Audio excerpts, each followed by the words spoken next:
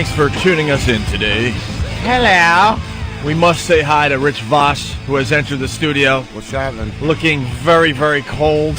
What is wrong with you? Brutal. It really is. And you know what? People work outside in this weather. Yeah, I know. Like there's people right now that have to get up and go outside. Actually have to be out there. And do this crap. I mean, you know, is that incentive enough to go back to school or do something, you know? Kill yourself. Who would do this? Work out there. It's 1.5 blocks walk over here. I even had to put my cigarette out. I said, I can't smoke. That proves that it's really cold if you're not Can't smoking. smoke. Yeah. But he's wearing, did you see, he's got like a windbreaker. Yeah, what's wrong with you? I didn't know. First of all, I got... You didn't know it was going to be cold out? No, I know it's going to be cold. Listen, I got a car. I travel in a car. You know, I don't like to put a big bulky thing on and get in my car and everything. Yeah, but you get in a freezing cold car. That car is not true. nice and heated Yep. when you get in it. I mean, it looks Well, like your it's- face is frozen. You don't have gloves. You don't have a hat. He goes, The snot's coming I know. down now. yeah. He goes, I don't have a hat, but I have earmuffs. I do. I put earmuffs and I finger myself as I walk down the street to keep my hands warm. I have gloves. Dude. Luckily the earmuffs were in the coat. I got another coat at Is home. one of the muffs really stinky? It's Because it's like rubbing on that ear of yours? it's melted, the bottom part of it. One stinky muff.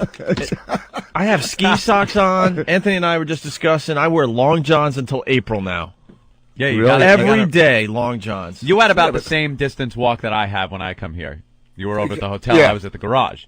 And there's one leg of the journey, I was saying earlier, where the wind is coming right at you. In your face. Yeah, you got to dress better than... I wear that in June. What he's wearing there, I'll wear on a June evening if it's a little chilly. Yeah, but it's a You're wearing designer that at coat. It's 5 still- degrees Who out. cares if it's a designer coat? Designed to make you freeze. I know. Designer That coat. is Who awful. cares? I have another coat at home, which I'm going to put. I mean, What, are you going to break out when it's 10 below? I mean, when do you break out the other coat? Oh, when it gets really cold out. Yeah. When they send me to the Russian front, then Yeah. You I'm know- at the Chuckles in Alaska.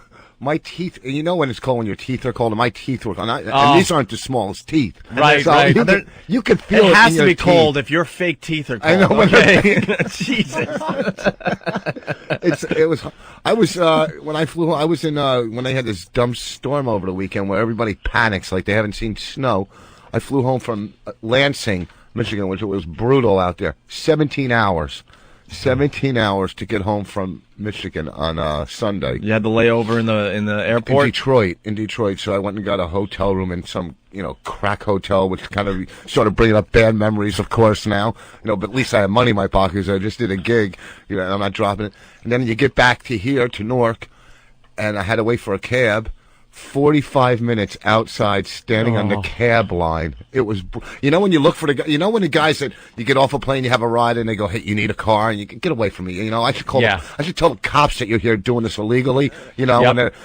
now I'm looking for one, I'm sniffing one out because they're all foreigners. Nowhere to be found. We've talked about those guys in the past. The best is they have, is it Logan Airport? Yeah. Or is it whatever? I think all the major airports have Have it them. now? Yep. They have the big signs that say, don't accept a ride from these guys, and they have a picture of two guys. Yeah. Yeah. That Smiling at you, going, hey, need need a ride? and they got the little ride hat on, and they're usually a little foreign and stuff. Yeah. And standing right next to those signs are guys that look exactly like the guys in the picture Asking asking if you you need a for ride. a ride.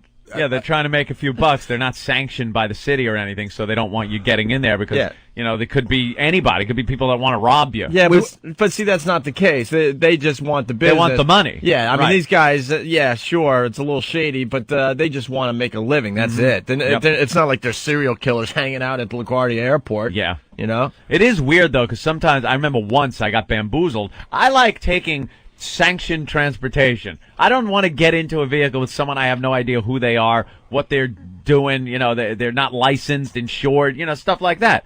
And they'll come right up to you and go, taxi, sir, taxi, sir. And you're like, yeah, you're looking for a taxi. They grab your bags and they start walking, and they walk right past the taxi stand. And they're like, okay, follow me. And you're way in the back in the parking lot. There's some cars, some shady people smoking pot. I'm like, wait a minute. No, this isn't a cab, you bastard. You bamboozled me. And then he's got your bags. So you feel like you can't say, hey, sir, I don't want to ride with you because, he'll do a feet don't fail me now and take off. Right. So you're kind of stuck, and you wind up getting in the car with these people. And then they're driving, and you're like, this isn't the way to my home. Hey, Shut up. I just have to make a stop, okay? I'll be right back out. No, I wanted to go home, and this guy's picking up a kilo to put under my seat, you know? Bastard. And it's Rich Vaughn. I told you the time I thought I was going to die in Nassau, right? The Bahamas? Yeah. Mm-hmm. We went to this restaurant, and then we were going back to the hotel. We left the resort, which is just stupid. Yeah. Absolutely Never stupid. leave the compound. When you're in the Bahamas in that area. Dumb. And we get a cab. I think I told the story on the air. And they're so laid back and slow down there that we jump in this cab, and all of a sudden, I'm thinking to myself, this isn't the way back to the hotel. What is... Oh. And then you start thinking, oh, my God. Was this a legal cab? Mister, right. This isn't the way home. Dude, barely speaks English, got the dreads, the Jamaican music is cranking, and then like the president of the Bahamas is having some kind of press conference. He always is. Every time I go down there and I'm in a cab, they're listening to some president give an address. Yeah, and all of a sudden, I mean, the roads start getting darker and darker, and it's kind of industrial. Now, do you mean, what do you mean darker? I mean a few things. There's not many street lights out, Anthony. And what was the driver smoking a big blunt? He's going, it's all good, man. No, he was kind of a weird dude, you know. And then I'll get to that part. So then we're in an industrial section. We pull into a parking lot, and all of a sudden the guy just gets out. Oh, great! Oh my! Is he getting one of his accomplices to rob us? And come out there, rob you. Yeah, and all of a sudden, we're just sitting there like, what are you going to do? It's not like I could get out and run for it because I don't know where the hell I am. You are, and you're in a bad neighborhood. And then I'm kind of taking a peek, and he's just, ha ha ha, yeah, man. He's having a conversation with his buddy. Oh, my God. And then they light up a spleef, and they're smoking, and I'm just sitting there patiently waiting. You know, what am I going to do? What are you going to do, complain? And then I realize I'm probably going to be okay, that he just needed to socialize with this guy and maybe make a drug deal. Ride. Oh, I know. I'm watching the meter just kind of tick, tick, just slightly. Nothing too drastic. What a set of balls. It probably cost me an extra $5-10. No big deal, you know, but I'm watching it tick because there's nothing else to watch. And then 15-20 minutes go by, and the guy comes back into the cab and drives us back to the resort. You didn't ask him, like, hey. No. Who was that? Then I was asking people. What was that about? I was asking people, like, back at the resort, and they're like, that's how it is down here. People, it's not like New York where everyone's in a hurry. You know, they go about their business. Oh, yeah, they're working, sort of, but, you know, he knew he was passing his buddy, between the restaurant and the resort, and it's like, oh, good opportunity to stop by and socialize a little bit and have a little pot. Unbelievable. Yeah, but that's when you're scared that the country's going to be overthrown or something. Well, right, yeah, the president's on there. You're making a speech. They're ripping across the casino, throwing the slot machines out. You're hearing gunfire in the background of the president's speech on the radio. What the hell? And you hear it outside the car. What the hell? I love the death ride from the airport to the resort. You know, they got these beautiful resorts down there. You go there, everything you could possibly want or need. And you get the death ride on the way there. It's some nut in a van doing 800 miles an hour down some windy road. On the wrong side of the road. Yeah. Or you think it's the wrong side of the road until you realize, oh, wait, we're in, like, England or something. Yeah. It's like a province of what?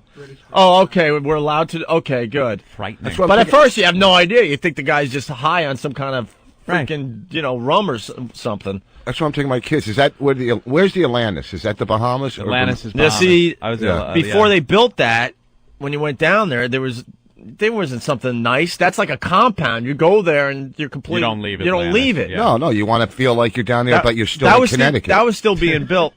Very good. That was still being built, but there was some nice restaurants in that area. That's why I went over there. I took when I was married. I swear, I took my wife to Aruba. We went to Aruba, which is probably one of the most expensive places you'll ever go. I'm serious. We were in some hotel there, La Cabana, and there was a little store downstairs. And we walked downstairs to get even just like a loaf of bread. You know, now we're making sandwiches in the room. We're at that point. You know, I lost money in the casino, of course you did. And so at least $7. So it was, very. And we get home, and the day we get home, or the day after, she goes, "I want a divorce." Bitch, you couldn't have told me that before I took you to Aruba. Okay. Yeah, how much did you drop on I dropped all kinds of money. Well, I might as well get one more vacation out of this zero and move on. I swear to God. Oh, wow. Poor bastard. That's the last Atlantis place. is great. You're going down there? Or Yeah. You're sending your kids? No, I'm taking them. I booked a gig, and I book stuff for vacations. Is that what you do? You book a gig, you get paid, and you're on vacation. Are you performing at Atlantis or Yeah, at the Atlantis. That's great. Yeah, I mean, on my honeymoon, I booked a gig. I told you that. The place is beautiful. That's what I hear. I hear it's really nice. There's nice casino. Yeah, nice. well, I don't care about that. No. Oh, that's right. Poor addicts, man. There's golf courses and stuff. Yeah. So I let my kids take turns of carrying my bag to clubs. Hey, little one, it's a par 3. You carry it on the par 3. She's the little one. The big one, par 5s. You gotta watch the guys on the beach though. With What's your daughters. I don't know. I've seen some pictures now. They're getting a little older and stuff, and you get these guys with the dreads coming up. But they know right away. Jet ski man. They know right away. They do? Yeah. How? What do you? We have a rule. We have a rule. What? No colors. No. Holy ass! What is wrong with you? That's a rule. We agreed. We sat and talked. Goodness. I showed them, pictures like when you were a kid, and they try to keep you off drugs, and they showed you. I just show them stuff. You had a presentation? Yeah, clips, slides, courtroom statistics. trials, and You're an awful racist. You really are the worst. I hope your daughter brings Patrice home. Yeah, that'll happen. She doesn't live up in a tree. What is wrong with you? No, Patrice is coming in at 8:30. Petting your daughter's belly saying, "Como." Oh, God. He's bringing in his sex toys later. Yeah. So they're disinfected. All right, we got to catch up a little bit, so we're going to take another break really quick, though. Mm-hmm. And then we should talk about some of the stuff happening in the news today. Just a sick story, man. Some actress was blown away last night. Oh, good old New York City. It's the front page of the Post. Gotta love the senseless murders. Yeah, we'll talk about that and other things going on in the world, Anthony, the world. Right. Cab rides in Kenya. God, you want to go to break, but... Kenya? Who would ever go to Kenya? Chris might take a cab. Hey, Chris, what's up? Hey, what's going on, you guys? Cab rides in Kenya, it says on the screen. Yeah, I was I was over in Somalia for about 6 months, and what happened was I went on R&R for about. Can y'all hear me? Yeah, go ahead. Okay, sorry. I love people that say that. We're actually good listeners. Yeah, we're listening to you. We know how to shut up. I get that in my real life too. Like someone will start telling a story on the phone, and I'll just shut up because I listen. There's not many people. Not many people listen in this world, so I'm listening, and that's what everyone always says because they're not used to it. Hello? Like, are you still there? I'm listening to your story. Yeah. All right, go ahead, Chris. Yeah, I was in Somalia for about 6 months, and I went on R&R to Kenya. And we were taking off from the airport to the resort. We were staying right there on the Indian Ocean, the place that got wiped out by the tsunami. And what happened was we get in a cab, and it's like these little cabs from London, like you see with the front one seat's facing forward, one seat's facing backward. And we'd already gotten drunk on the plane and everything, and we're flying from the airport and doing exactly like what you're talking about. We're doing about 90 miles an hour, and I'm facing backwards. And the whole time the dude's sitting there, offering to sell you dope and everything like that. And I'm like, shit, man. Yeah. But it was like, give me a window to puke out of here, man, because everything's flying by, and I'm looking backwards, and I'm like, oh, God, I'm going to puke, man. Please pull over a little bit of puke. Just when you think our cab That's drivers... about it, man. It was pretty fun. Just when you think our cab drivers here are animals, just go out of the country. From Somalia to Kenya, that's going from like Newark to Camden. He's going for R&R. What kind of R&R is that? Rape and robbery. Run, run, cracker, run. R&R. Yeah, well, these cabbies, when you go on vacation, they're jack of all trades. They're not cabbies. That's just one of many jobs. They're drug dealers. They're also your pot dealer. Pimps. Right? Whatever you want. And they also run the jet skis when you get to the beach. Imagine if you got into a cab here in New York, because they are really regulated, these cabbies, and he starts offering to sell you drugs and stuff, or get you whores. The guy would be in it would be the cover of the Post the next day, and the guy would just be executed. But that's business as usual in those little... everywhere else you go. Crappy resort towns. Yeah. All right, we're going to go to break. Jim Norton's not here today. Rich Voss filling in, doing a great job. Hanging out. Norton's in Albany this weekend, and Where's that? We should plug it again. Comedy Works in Albany if you're in the area. And as we go to break, we got Jim Norton's CD in studio again today. Yellow Discipline. You can get it off eatabullet.com. Yes, Anthony? Carlos from Jersey saying this guy's full of shit. He was never in Somalia. This story happened this week on The Amazing Race.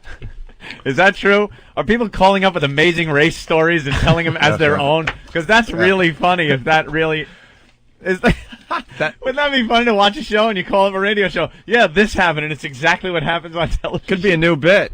It could be a new bit. Well, if that's true, then he got us. What the hell? Yeah, we'll believe anything. That's funny. No, I should also say that Rich Voss is playing Rascals this weekend. Which one? Oh, no, there used to be two. Now there's one, Montclair right? or something. Montclair, not something. In Montclair. Montclair Rascals, Rich Voss. Norton calls me last night on his way to Albany. He goes, last time I went to Albany, how long does it take to get you? Like, all of a sudden, I'm fucking MapQuest. How long does it take to get you? I don't know. Call your mother. Leave me alone. What the fuck is wrong with him? Hi, guys. Yeah, I'm living with a bunch of roommates, and one of them has AIDS. And he was all mad at me because I was taking my finger and eating the peanut butter out of it. And he got all pissed off at me, and he had AIDS. Yeah, wow, that's a fascinating story. Yeah, well, it's cool. I'm a bike messenger here in San Francisco. Yeah, and this guy's really stupid. He's got AIDS. Did I say he had AIDS? I hate him. Yeah, but I think they're going to kick me out of the house. Really? That sounds tragic. Very funny, but I think you're dating yourself a little Oh, I bit. know. That's an old one. When did that happen? In 1992? I know, right? I don't watch reality shows anymore. I hear What the hell? Who would do one? As we go to break, it's... Oh, yeah, you were in one of those things. Awful. I didn't stand on a scale, thank God. Oh, want to talk about that next? Why, yeah. That's one of our favorite I shows. know. All right, we'll get into Fatty that and show. what's going on in the news and all sorts of stuff. But first, it's Jim Norton from Yellow Discipline.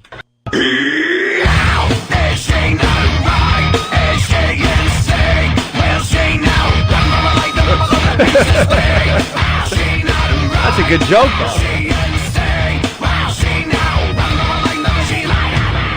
All right, Rich Voss in the studio helping us out today. He's telling us some of the jokes that Chris Rock's going to be using on the Oscars. And we can't repeat them on the air. That's a funny joke. He's got some, man, he is so funny watching him. He's so funny. Yeah. He's gonna do a great job with the Oscars if he doesn't pussy out.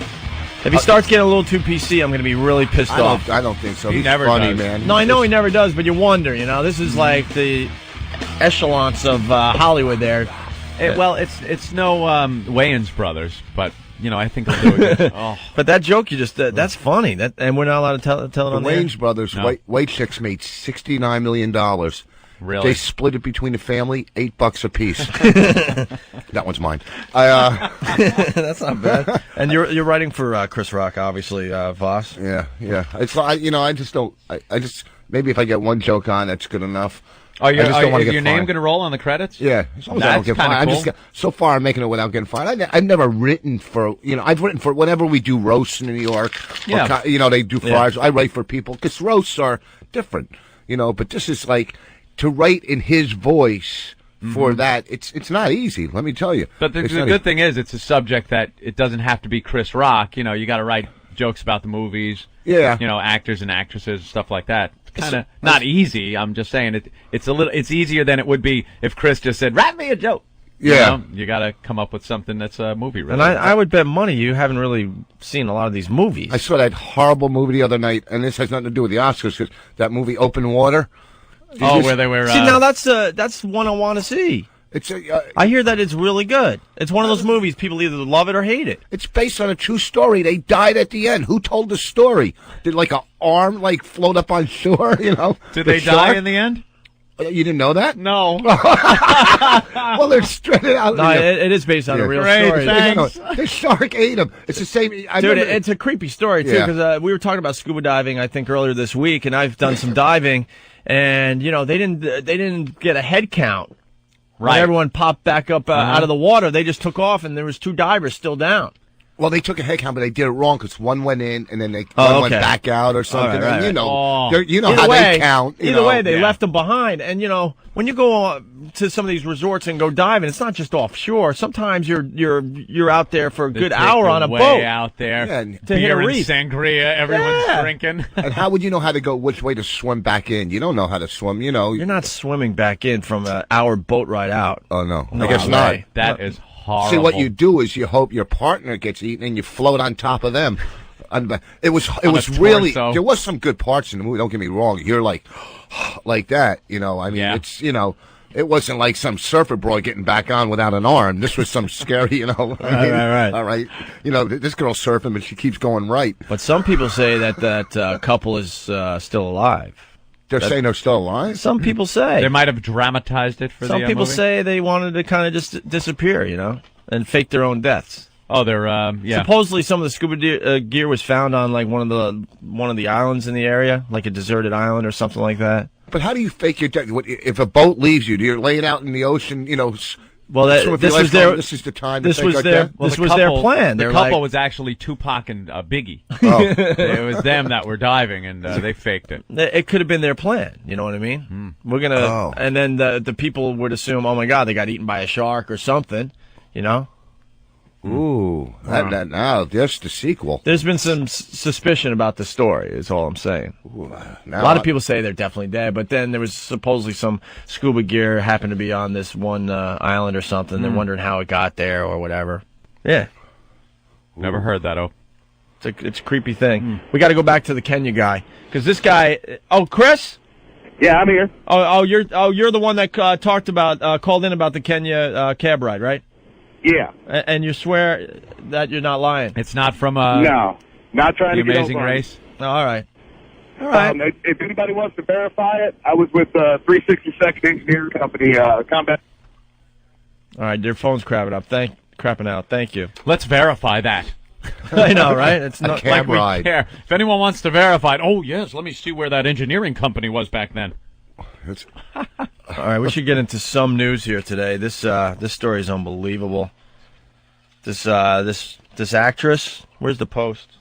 Gun down. Yeah, beauty slain actress shot in Manhattan bar mugging.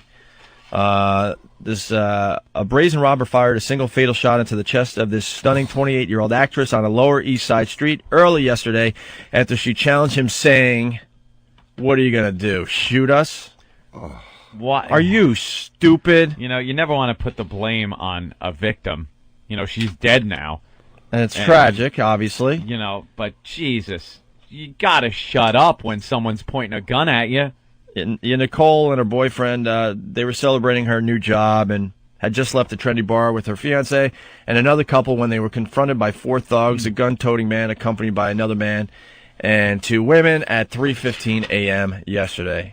And that part of Manhattan is still a little shady. There's some trendy bars down there and stuff, but That's where projects are down there, aren't yeah, they? yeah. It's a little shady down there still, and yeah. So they're getting mugged, and this actress is like, "What are you gonna do? Shoot us?" And he goes, "All right, bam, bam, right in the chest." You know what happens in New York here with the shady areas of the city? These wealthy, I guess they used to be called yuppies. Jews. These young Jews, Hipsters, these Anthony. young hipsters, hipsters is a word they with like some to use a lot. money, like to go down there, and these people build these bars and clubs in these awful neighborhoods because it's so trendy. Like, look, this is a great place. Oh, let me show you this place. No one really knows about it. Right. No one comes down here. It's so trendy, but I know about it. I'm so hip and cool, and they build these places in the middle of crap. And what winds up happening is it's the zebra out on the plains of the Serengeti. They leave these clubs and they're out in the middle of the wild for some lion to sink their teeth into the jugular. They see him limping gazelle coming out of the bar, and it's over. Yeah, I mean, It's like, look at her. She's a little Martha Stewart's going to walk down the street. Yeah. And, people are walking up to her with gimmicks hanging out of their arm and syringes, Yeah. normal people don't go to those places. And No. then when you're coming out of a bar, your walls are down anyhow because you already had a couple drinks. Had a couple of drinks. Yeah. Now you're like, hey, what do you get out of here? What are you going to do? Shoot me? And You know? and the gun was in plain sight, and they're asking for money. Well, Just the give gun, the money. Yeah, the gun was being used to beat her fiance. Yeah, he's got about the face. He's got a nice black eye and a bunch of stitches. It looks like. So they beat him a little bit, shoot the fiance. She dies right there in the street. These animals. She was an actress or an aspiring actress? Wow. I think she had done something. Some kind of There's like more to the stage story. work. The actress's boyfriend there, or fiance, he saw the mugger, but he didn't see the gun. So he didn't take this guy seriously, so he tried to push past him. Uh-oh. At that point, using both hands, he hit me in the face with the gun, Sparks said. Sparks? Sparks. Is that his name? Sparks. No relation there, Ben? Jeffrey Sparks. The grieving fiance said he and his friend Scott Did he herky and jerky, and maybe the guy thought he was going for a gun? started walking away thinking the trouble would pass, but as they did, the man tried to grab the purse of this actress, and that's when that's when the boyfriend said, "What are you trying to do?" No, she said it. Oh, well, they got it. Okay, you're right. Yeah. And she said, "What are you going to do? Shoot us?" But didn't he get hit by the? Didn't they hit him over the head with the gun or something? Yeah, they hit him in the face We with said the gun. that part, and then 10 seconds later, a shot rang out. I turned and I saw Nicole on her back on the street, and that was pretty much it. She I like died how on the we street. read news. And what's- We're not getting jobs at CBS. And then what? He hit the guy in the head? What, Ben? Who? What did he do? And then the guy said, no, the girl said it. What? Oh, and then Ben comes over. Didn't he hit the guy in the face? Yeah, we said that already. And then Eric will walk in and go, "Hey, you guys going to get to the story of the actress getting shot?" Back to you. We are the worst, but that's why you guys listen to us, man. This is the sad story. Now they're going to do a movie, and he's going to play he wasn't even an actor. Yeah. You know, she was her whole life trying to, get a gig, and all of a sudden. And you he'll know, wind up getting a gig He'll get a because gig of or this. sell the story, to it. And the thing is, why awful. there's such reverse discrimination in this country? Those weren't 4 white guys that shot her down there. But if it was the other way around, if 4 white guys shot a minority, it would be all over the paper. White people shoot Well, you know what I mean? It is all over the paper. Yeah, But but it says, what does it say? It It's says on the front page of the Oh, post. boss, it's on the front page of every No, but New it York say- yeah, but newspaper. it doesn't Well, say- it has it nothing doesn't- to do about race. Right. Yeah, but if it was the other way around, it would be race involved. It would be Right. white people. I mean, I don't know. I Maybe just, I'm I have no idea what is going through a person's head when they can just unload on an unarmed woman Yeah. in the street like that. They wound up stealing a couple of credit cards and some stuff out of her purse. She's laying there dying. They're rifling through her purse, dumping stuff on the street and grabbing stuff. Animal. There is no redeeming value in these people. There's no reason they should ever be kept alive. It's disgusting. And the fact is, when they do catch these people, there's some scumbag lawyer will come out and say how it was horrible, how they were raised, and the poverty and the abuse that they must have suffered, and that's why they did it. If society would help these people, it would. Blah blah blah. Please, you gotta just kill these people. Yeah. They will never amount to anything. Murderers, rapists, and thieves that need to just be wiped out. Well, Anthony, it costs less money to just throw them in jail. Yeah. Exactly. Good. Who cares? Who cares? They don't have a right to live at that point, but... Yeah, but you know what? I've been harassed down that area. There's a lot of great restaurants, and then you go a block, and it's just crappy. It's because they want to be so trendy. Look where we're putting a restaurant. Yeah. Look where our bar is. We found this diamond in the rough here. Ooh, I'm so hip. I know about these cool places to go. You know something? Screw it. I'll go to TGI Fridays in Times Square. That's where I'm going, Pally. I know it's safe. Oh, you think? The worst that's going to happen is memorabilia is going to fall off the wall and hit you. A trumpet hit me. A canoe oar fell on my table, That's the and my worst thing that could nachos happen. flew into my face. Oh, some waitress's flare fell off, and the pin on the button hit my hand. That's very funny, but, they've been having stories about Times Square, too, that there's a lot of gang violence in Times Square. Gangs in Times Square? I swear to Gangs? you, Yeah, yes. well, there was that place Barcode. It closed. There was that video game bar, and there were guys getting shot in there all the Yeah, time. dude. Wow. Yeah. It's still a pretty serious problem. All these tourists have no idea that there's all sorts of turf wars going on as they're shopping for their trinkets.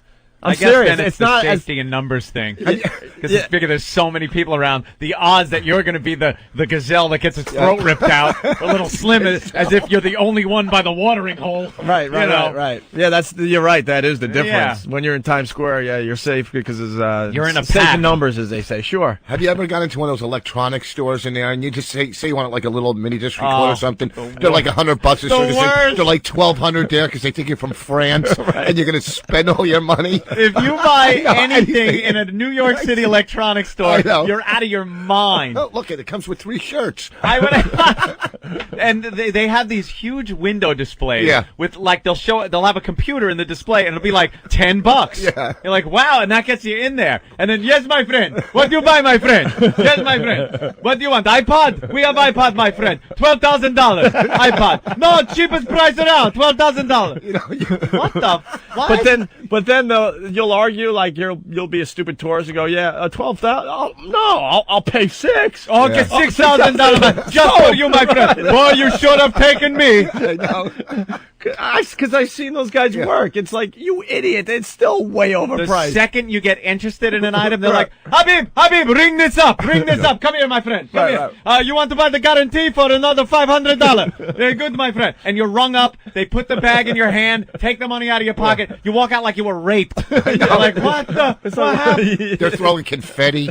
Officer, I was forced into a purchase. He made me buy it. They took my kid. My friend. My friend. Oh, the worst. Right. Stuff that you could get at the Wiz for know. like $5. Yes, $150. What? It's a jack for headphones. I know. You got to get batteries on a payment plan. They are the worst. They are. It's why you go into those Who does stores. that? Dude, remember when we tried to get the binoculars? Yeah, binoculars. So we could spy on the apartment buildings when they put us up in a hotel for about a month and a half. Yeah, when we first moved got back here, to we New didn't York. have places to live and stuff, so they put us up in a hotel, and we had overlooking the whole city, and we noticed there were a lot of windows. So we were peeking and kind of seeing things going on, women naked, walking around and stuff, and we figured if we had binoculars, this would really rock. So we go to one of these stores that sell like cameras, binoculars, optics, and That's where you got the whole bit from. Because I remember the guys like it was a real cheap pair of binoculars. And very good optics, my friend. wanted All of a literally- sudden, they're not just binoculars. Right. Yeah. Fine optics, my friend. He wanted like $200 for him, and it was obvious that there's no way. And just like we just said, I think we said, "Hey, man, no, we won't pay more than 70." And like, oh, 70, gave it to us and whatever. And then we're looking at this thing going, This "You got cheap piece of crap." This is like a $10 freaking item." It's a monocle. And we walked out feeling like, "Yeah, we showed him." It still had caramel coated popcorn stuck to it where he pulled it out of the Cracker Jack box. This cheap piece of crap that we paid like $70 Whatever. for. Yeah, I mean, we obviously overpaid. Yes, my friend. How creepy is that? You're up in your window with binoculars looking, and then you see somebody else with binoculars, and you're going, "Look at that creep! Look at that freak!" What a- You know, I felt creepy the first time I did that from this hotel window until we got the binoculars, and then you're looking into all these apartments, and you're seeing telescope after telescope after telescope after telescope. People love it. I'm like, okay, I'm not the only like perv out there. And to tell you the truth, we didn't see much. The one thing we did see. Oh, that's legendary. We talk about it all the time. Where we're looking, and without the binoculars, you see forms and think, you almost fantasize in your head what it is. You just see this human form moving, and it was a woman in a nightgown in the kitchen area of her house. And that was the reason we went out and got the binoculars. Right. Because it was like, we got to get a better look at this chick. It wasn't a nightgown, though. It was, that's what we saw from That's a what distance. you thought, okay. Yeah, from a distance. We get the binoculars, come back, This is and when we took a look, it's like, oh my God. It was 70 years old, would you I say? don't know. She was up there. 70-year-old Older lady. woman in her, like, one piece bathing suit. Because it was like August, July, whatever. It was really hot. Yeah, so she wore a big one piece with this old woman bunt hanging out and everything. These droopy boobs just like in this one piece. And she was in her kitchen stirring her sauce on her stove. And she did this every... And we're sitting there. She does this every night. And we're idiots. So after a couple of days, we're just, all right, get the binoculars again. We'll look. And then we're just going, yeah, you stir that sauce, you dirty bitch. Yeah, Grandma. I forgot that You part. Yeah. stir it. I got a cream sauce here if you want it, you filthy whore, old bitch. Stir that sauce. Look at the way she's grabbing that spoon with 2 hands. Come on, put your mouth over the spoon, Granny. I made out with her in South Beach. Yeah, that's what I heard. Yeah, you did. Well, that's why that's why reality shows are so big, because we're so nosy. We care about everybody else's lives. That's right. It goes from binoculars to telescopes to looking in. Voyeur. Look what this. That's what it's about. I we wanna love being a voyeur. You either want to see smut. Here's what people want to see all the time. You want to see smut, which is naked women or something, or you want to see people that are in worse position than you are. So you can look at them and go, look at this ass, and feel a little better about yourself. You know, when you watch that reality show that we goof on with the fatties. Celebrity Fit Club. Celebrity Fit Club. Yeah. When you're looking at the Snapple lady trying to squeeze out a sit-up, I mean, it's wonderful. And all you have to do is go, hey, I could do 2 of those. I know. And now you're feeling better about yourself because she can't get her fat head up off the mat. And she's jumping up and down because she lost 12 pounds or whatever it was. I did it. You're still 5'2", 302 pounds. Yeah. What's the big deal? And you're an eyesore to look at. to Oh, begin my with. God, what a mess. That's so. She's the best, though, because she claims that she overate her whole life because her parents decided to have more kids. They had a hypnotist talk to her and put her under, and she starts weeping about how she didn't get attention because twins were born. And do we have that clip? We got to play for Vibe. She went from being the girl that was doted over to, just another kid in the family. Oh, boo-hoo. Yeah, I'm sorry. You should have kicked your mom in the stomach when she was pregnant, and then you wouldn't be fat. Okay, I have friends that have 11 kids in their family.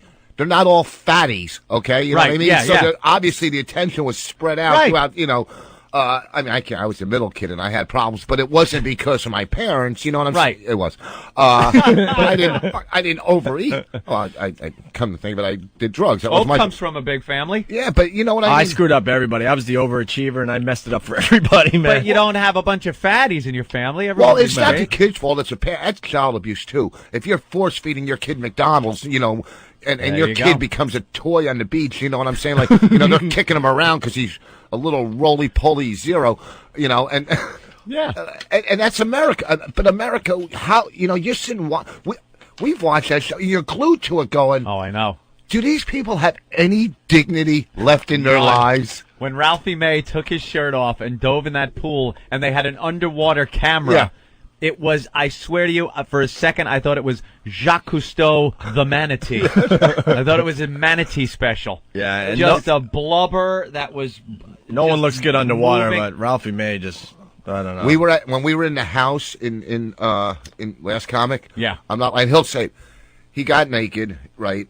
And he could walk around naked because he's self-censoring. Yeah. Well, he's fat. But I'm telling you, it's so hard to describe. He farted, but I'm telling you, it was like a rumble. It was. I'm not. Like, we were sitting outside the pool. It was Dave, me, and I don't know. And it sounded like elephants running through the jungle, right? But it didn't just come out. It was, and the whole place started vibrating. I'm telling you, it was the loudest thing. I thought like a baby fell out of his ass. It was horrible. You could ask anybody. It was just brutal.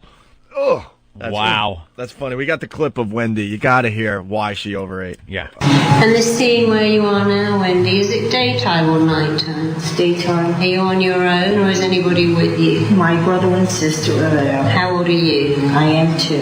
Tell me what's happening. We just had twins. Who's we? My parents. Your parents just had twins. What does that mean to you at 2? They've just had twins. I am not the center of attention. You're not the baby anymore. They've replaced you twice. You think when you're a 2-year-old what must have really been happening when you were the center of everybody's world, and then suddenly you're not. I'm crying about being 2. Well, this is moronic. At their next session, Marissa revisits the subject of Wendy's childhood. You felt empty. What have you been doing with the emptiness ever since? Filling it up with food. So Who watches this at home and takes this seriously? I was laughing so hard. Oh, I know. You know, at 2, so, you know, she was getting the attention, so she gets in the car and goes down and buys a couple of chicken parm dinners. Okay, you're 2 years old. What do? You walk into the kitchen and say, you know what? I'm going to have a little meatloaf milkshake or something. You're 2. You don't cook your own food. I know. I'm 2 years old. Somebody's force-feeding you. How fat could you get on Lorna Doones? You know? Stop making excuses and just take care of yourself. I'm so sick of people that make excuses for their problems in life. I really am. Now own up to it. No one had a normal life. You're 100% right. And most people hide behind, well, it was because my parents got divorced and I didn't see love in the... Shut up. Yeah. Now I know it was because when I was 2 years old... 2? I think that's in this next... We do have don't even... You want to play the next clip? Who remembers 2? How do you even remember 2 years old? I can't find love in food. And I can't find love in food. And I have no interest in looking for love in food. And I have no interest in looking for love in food. Marissa really opened up a whole new world for me, and I think that maybe this time I got it. Now I understand for the first time in my whole life where it all started from for me and what I did and how I cross-wired information. Psychobabble. I understand now. This is so hard. That knowledge is power, and I really believe that you guys have given me a gift and empowered me, that now I can look at a plate of food and say, am I being 2 years old now, or am I being the adult that I am when I make this choice? And now that I know what I'm dealing with, I got it. And I'm going to be great to me, and I'm going to be great to my team. I'm trying. Now let's go have a brisket. Yeah, let's celebrate with a moose leg. You slob. You know what? Now I get it. You know what? In this country, we can't sue anybody over food or we're not dumb. Everywhere says it's not healthy. Okay, right. So you don't have 12 of them. You have one. A little moderation. When I was 2, my mother bought a parrot. So so now I started raping every kid in the neighborhood. Exactly. When I was God forbid 2. your parents wanted another kid. Yeah. You spoiled, self-centered bitch. You little rat. Jesus. All right, now you eat all the other kids' food. The kid's emaciated. All right. I finally now know. Oh, she didn't know when she was just putting everything in her mouth? Every bit of food? Overeating? You don't know. You need a reason? What's the reason? Because she's trying to find love in food. Yeah. Good. She should be flying over to Super Bowl. Find love in food? You want to hollow out the cantaloupe, put it in a microwave for a minute, warm it up? You're getting your love in a little food there, right? Sure. You want to play the really fast for Voss? The Mia clip? I like her. We think she's a spoiled brat too. Oh, Mia Tyler? Yeah, but at least she stood up to the one guy. Yeah, but she had no leg to stand. She had big fat legs to stand up, but she had no leg to stand up. She had crazy things to say, though. I think this is the clip, actually. Listen to this. Mia, last week you weighed 210 pounds. Ooh. We set a weight loss target for you of 4 pounds. Tonight, you weigh 205 pounds. 5-pound weight loss. Wow, a whole 5 pounds. Well, she took her makeup off. That's one good dump, is all that is. You feel Seriously, like think about it. It's a good start. Yeah. Congratulations. Thank you. Marissa? You get lots of work as a plus-size model. I do. You look beautiful. Your husband adores you. I have to ask you this. Why are you here? What's your motivation? I'm not here to get thin. I don't ever want to be thin. It's not about being thin. It's about being healthy. So I'm trying to as much be here for myself as be here for the rest of the world who's watching this show. So, Mia. Yes. Here it comes. Your husband likes you the way you are. Yes. Do you think he's going to like you once you lose the weight? Yes. As much as he does while you're fat? Yes. Really? Wait, would you call me fat? Fat. So you're telling me that girls my size aren't sexy? No, I'm not saying. I'm just saying, Okay. I think he'll like you a whole lot more. I think you have issues. I think you've got more issues with your body size and being fit, and you care too much. I think that's not good for your head. I think you need to lighten up and be a little easier on yourself. Me being this size doesn't make me any less sexy. I could be 800 pounds and I'd still be sexy. You believe that you could be 800 pounds and be Yep. sexy. It's in your head. It's not about your size. I You smoke cannot crack. stand there and tell me if you weigh 800 pounds, you would be sexy. I'm saying people like you in the world who say people aren't sexy like me, being my size, that's what causes people to be bulimic and anorexic and want to go get their noses done and their lips all pumped up. There's nothing wrong with being yourself. So you said I condone that? That's how it seems. No. You tried to say I was last telling week. you that you at tried 800 to tell me pounds, last you would week not be sexy. That it seemed like it was I okay for me to guarantee you starve gain 800 myself. pounds, you would not look sexy. I That's guarantee what I'm there's a telling million you. people in this All right? world that would say otherwise, and I could give a Your what you weight say. loss for the next 2 weeks to be 8 pounds. That's fine. How delusional. Well, she took the wrong angle because she should have said, "Well, look, you're a black male and I'm a white chick. You like me heavy, you know." Don't I mean they like heavy chicks? That's right. But why do you think she's a brat? You know that she's such a. You could just tell in her attitude that she was like, I don't know. She got her way growing up. Yeah. And this whole thing where she's saying you could be 800 pounds and be sexy. No, you could be a freak to some pervert who is beyond chubby chaser. There are guys out there that love monsters, big fat Jabba the Hutt monsters laying on the bed. They're not humans anymore. They're literally a monster. And you get on there and just give them one. That isn't her being sexy to this gentleman. That's her being the monster he needs to get off because some problem he had when he was 2. That he has to look at this mess on a bed, practically oozing over the side of the bed, where you can tuck her side fat in with the cushions, with the comforter, and bang her. That isn't because she's sexy and because the guy finds her sexy. She's delusional. Waiting for the Teamsters to show up so you could have a day out of the house. Oh, yeah, to get her out. Take her to the hospital via forklift. With Richard Simmons in his tiny little shorts claiming he's going to help you. Yeah, at bedside. Crying his eyes out. So she could Until be the on- camera stopped rolling, then he's like, all right, get me back to Hollywood. Get this mess away from me. Right. So she could be in on her couch live via satellite to Maury because she can't leave. Maury, I have a problem with oxygen in her nose. I have a problem. I want you to help me, Maury. We're going to do everything we can in our power to Yours. get you out of that house because you're a special one. Maury, I want to get out of the house. I want you. You go. Oh, God. They introduce her as our next spectacle. Ladies and gentlemen, step right this way. Just plow the whole mess into the foundation and concrete it over. Who except Bob Kelly is at home crying over this stuff, you know? I laugh my ass off. I want to get better for my son. Maury. Shut up. My Your son's now kids. 15, man. Oh, the enablers that shovel Twinkies into your mouth on a daily basis? Someone's got to feed you, you mess. It's child abuse. Oh, I laugh my ass off. The fatties on TV is the best. When they can't move and they're live via satellite.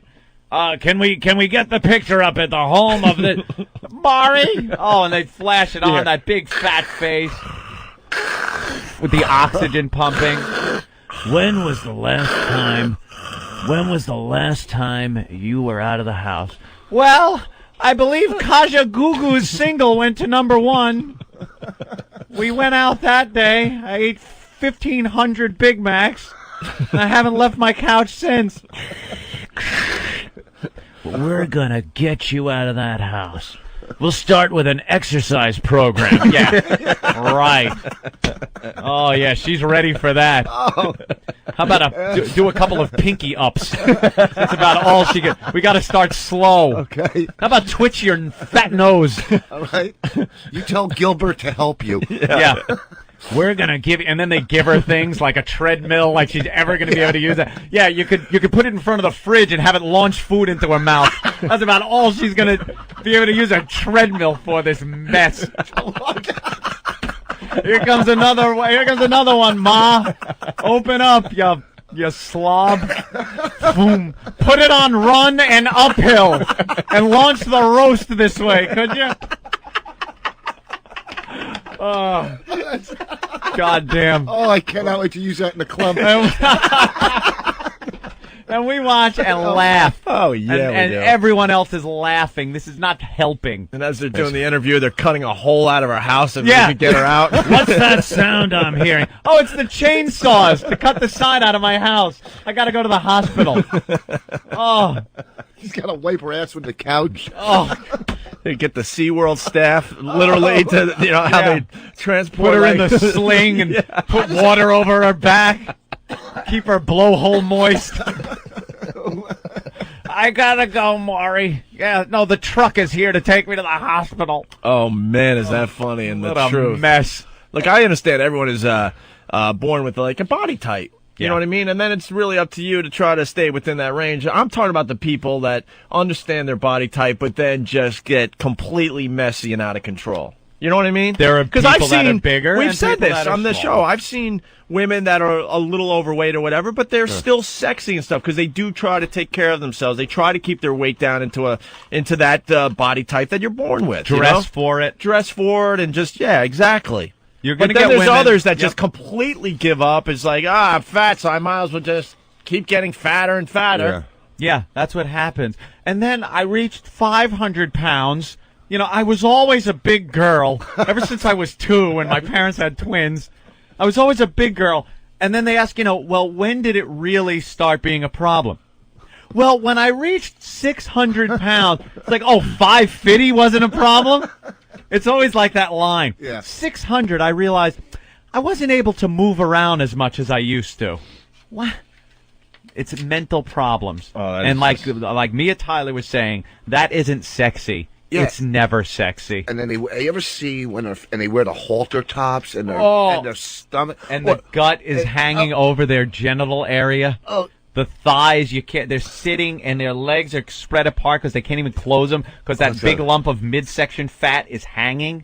Oh. Wonderful. Yeah, that's sexy, Mia Tyler. That's sexy. 800 You're pounds right. is very sexy. It's Be real. It's sexy. The little kids walking by going, "How much is that in the window?" And do you ever see a fat person and they get their belly button pierced? Oh, that's good. That's real nice too. There's an attractive sight. Draw attention to it. That's only because on the beach, so the metal detectors can find your fat ass. You horrible walking mess. Ugh. And on stage last night, I was trashing this big fat guy. He comes walking in. I mean, he was gigantic, and I'm going, and I go, you must be, how long you married? He goes, 21 years. I go, well, she's a hostage and she can't get out of the house now. You're not married. She doesn't love you. She's stuck, You probably fatten her up too, Oh, yeah. But audiences get so mad when you attack a fat person, but yet a skinny person, you can say whatever you want to a skinny person. Have a sandwich. It's, look at it, it's skinny or a thermometer. But a fat person. Because people know the skinny person's going out and being looked at as they're attractive, and you kind of get this thing like, if you're going to goof on it, go ahead, goof on the skinny person. Yeah. They need a little, a little ribbing every so often because they're accepted and loved in society. Yeah. And the fat person isn't, because they're a pain in the ass. When you walk into an airplane and you look at your seat and see a fat guy sitting in the seat next to you, it's like you just go, son of a bitch, why? Lose some weight. Now it's inconveniencing me. Yes, when it's rolling over to your thing. Yeah. Well, that's more reason you should trash them then. Right. Everybody knows that they're, it's their problems, and everywhere you go, they're just they're slow. It's just not okay to be that overweight. It's You're just walking not. through an aisle in a supermarket and they're blocking the whole aisle. Anthony, good time to take a break because you just segged into a perfect thing here. Oh, what? Well, Norton's not here today. Voss filling in, doing a great job. Voss is, where are you going to be again? Rascals in Montclair. Montclair. All All weekend Voss, long. Bonnie McFarlane. Nice. That's a good show, man. Still a Mirror show. And then, and Norton is going to be at Comedy George and Works. Gracie. Yeah. Norton's going to be at Comedy Works in Albany this weekend. That's why he's not here. He had to, drive last night, I guess. He could have drove after the show today, actually, but whatever. From his Yellow Discipline CD, Jim Norton's talking about fat people on airplanes, Anthony. Perfect. Like Perfect he's here.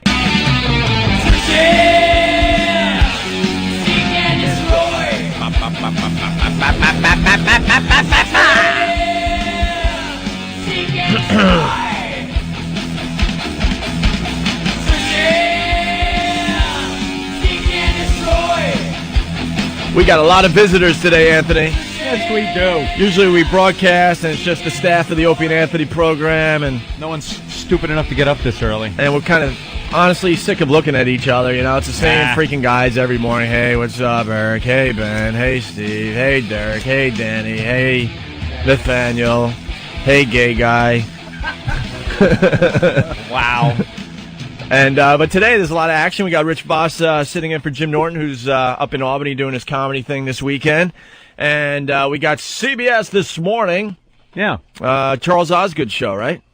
I guess so. We got a reporter out there. He's taking notes on his little notepad, and he's going to be interviewing us after the program to setting up the cameras to talk about indecency, I guess. What are they doing? An FCC thing? Probably. Yeah. Well, they're not going to, talk about our hobbies or anything. I wonder if they'll bring up the Hot 97 debacle. They just might, Anthony. What's the tsunami song? So the CBS crew is out there with their cameras and everything. They're going to come in here and start rolling the famous B-roll. Ah, yes. Okay, clear the board because they're going to have to get a shot of that. Yeah. Clear the meters. They're going to need to show the meters going up and down, and then they're going to have to get a shot of the on-air sign. On the air sign. Yeah, they need that shot. So just so make sure the shit dick sign is right next to the on the air sign. Yeah, I'd like to see him put that on CBS. CBS. You're a little rough. There he is right there. You're doing the story, right? And is it going to be on this Sunday? Because our listeners want to know. I'm on the producer. It's going to be on February the 6th at Super Bowl. It's sort of the anniversary of the wardrobe malfunction. It's going to be during the Super Bowl? I heard about that. It's going to be on the morning of the Super Bowl. Yeah. Right. We're on Sunday morning. Super Bowl's on Sunday, February 6th. We're on from 9 to 10:30 across the country. Yeah, I know. I watch every Sunday. Doesn't that interfere with the pregame? Like runs from, I think, midnight the night before all the way through. Yeah, it runs a long time, but you're terrific to do this. This is an interesting. You kidding me? story. I'm a big fan of the Charles Osgood CBS this morning. I watch it every Sunday morning. Good, and now I love when you end with like the sounds of nature, like a little stream and it's snowing. We leave you. That's you? That's you? Sunday morning. This guy wants to take credit for doing the footage of that. Or the birds just chirping in a tree because it's early spring and you just sit at home with your coffee and your New York Times. Yes, I read the New York Times on Sundays only. And you sit there like, you feel all good about yourself. We leave you this Sunday morning with the sounds of Vermont. Right, exactly. And then they just show. Do they have to send you all the way up to like Vermont if they need sounds of Vermont? Huh? You go everywhere. Yeah? And Could you go to this canyon and get a picture of a chipmunk and bring it back? Because we want to leave people with the sounds of chipmunks. Right. And then you feel like you want to live there. You're like, I want to move there. I got to go there. And then you walk out your home and you hear, you son of a bitch. Sunday morning, here's the sights of sunrise in Arizona. And you're like, oh, look, sunrise in Arizona. It's very peaceful. Meanwhile, this guy's like, oh, where's my next ticket for? I gotta go, oh no, an iceberg. Right. How am I gonna get that? The sounds of an iceberg moving. Do you have 100 years to kill? We leave you with the sounds of a tsunami. Look, I will not partake in the sounds of a tsunami. Oh, there we go. They're rolling what they call the B-roll. Yeah, the B-roll. This is the stuff that they go to when the voiceover is happening. Excuse me, sir. Those two people are not that important, so you don't need to film them at all. Let me explain something about national TV and Rich Voss. Okay, let me explain something. What a big act I am. The fact that I would get up this early to do this bullshit. Let me tell you something. I'm big. All right. And yeah, you're so big. He's not even panning over. I know. to He's you. not even panning over. Sounds are bigger than me. Look, we were going to put Voss on, but we have leaves turning colors. Aren't you? Aren't you contractually obligated to a different network? Not at all. No, you could be on CBS. What are you kidding? No, he's not allowed to be on CBS. Yes, They just I pan am. away from him. I thought he was a big star. Let me explain something. Here's this. He's sticking his head in the camera. Putting his head, he's moving the camera. He doesn't want it. You're such a nothing, boss. Here's the sounds of an idiot trying to sound intelligent. Boss thought he actually wanted to videotape him because he said, Rich, could you look into the camera? But he was just white balancing off his teeth.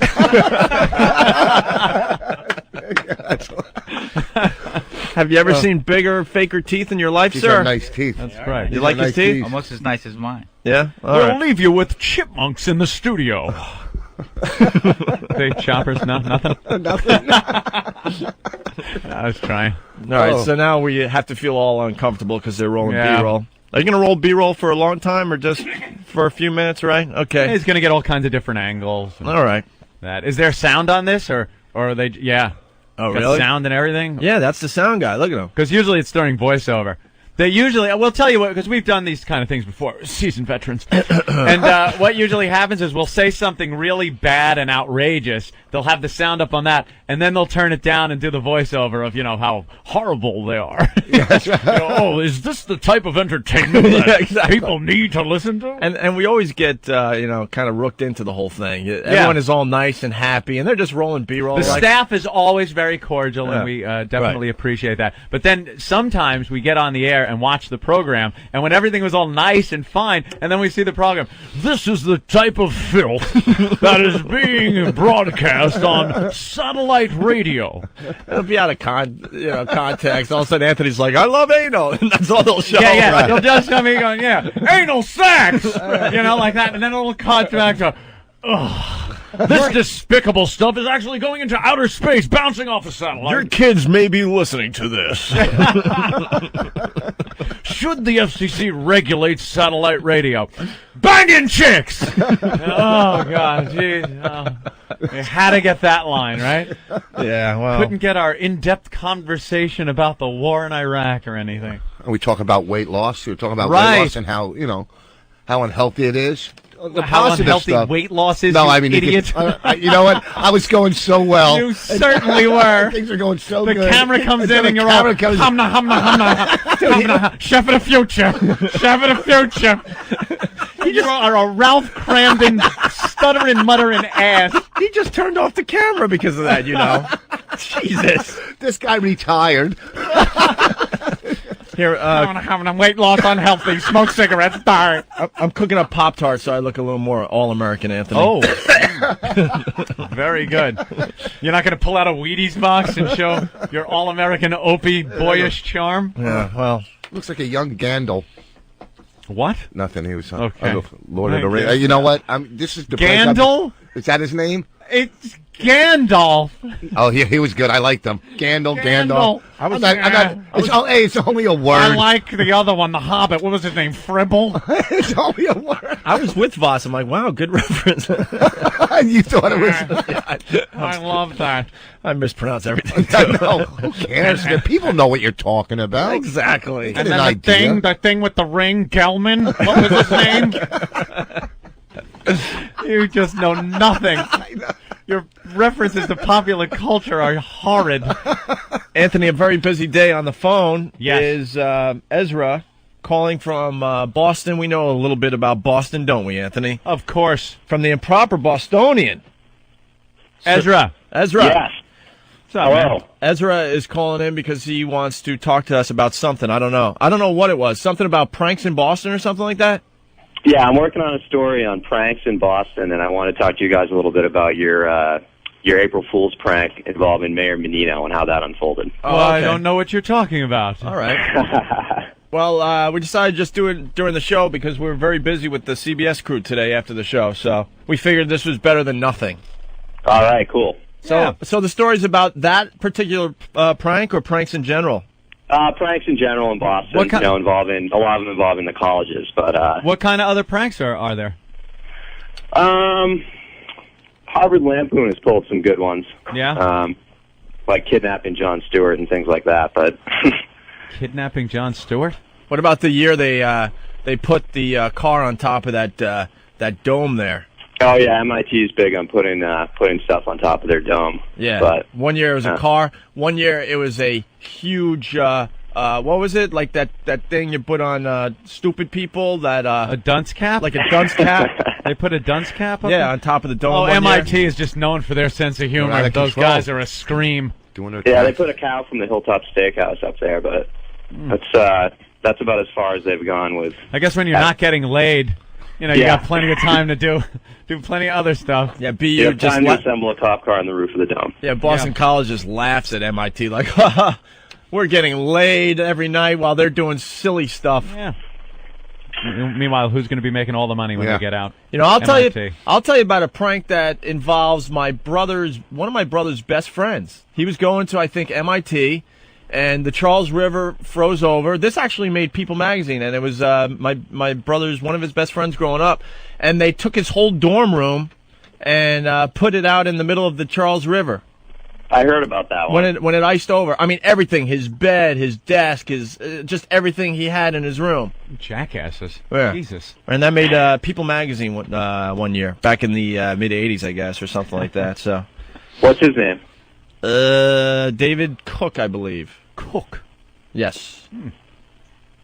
That's a good one. Well, you want to know about the mayor thing, huh? I want to know about Menino and specifically the pies. I'm curious about that whole aspect of the Are you story. serious?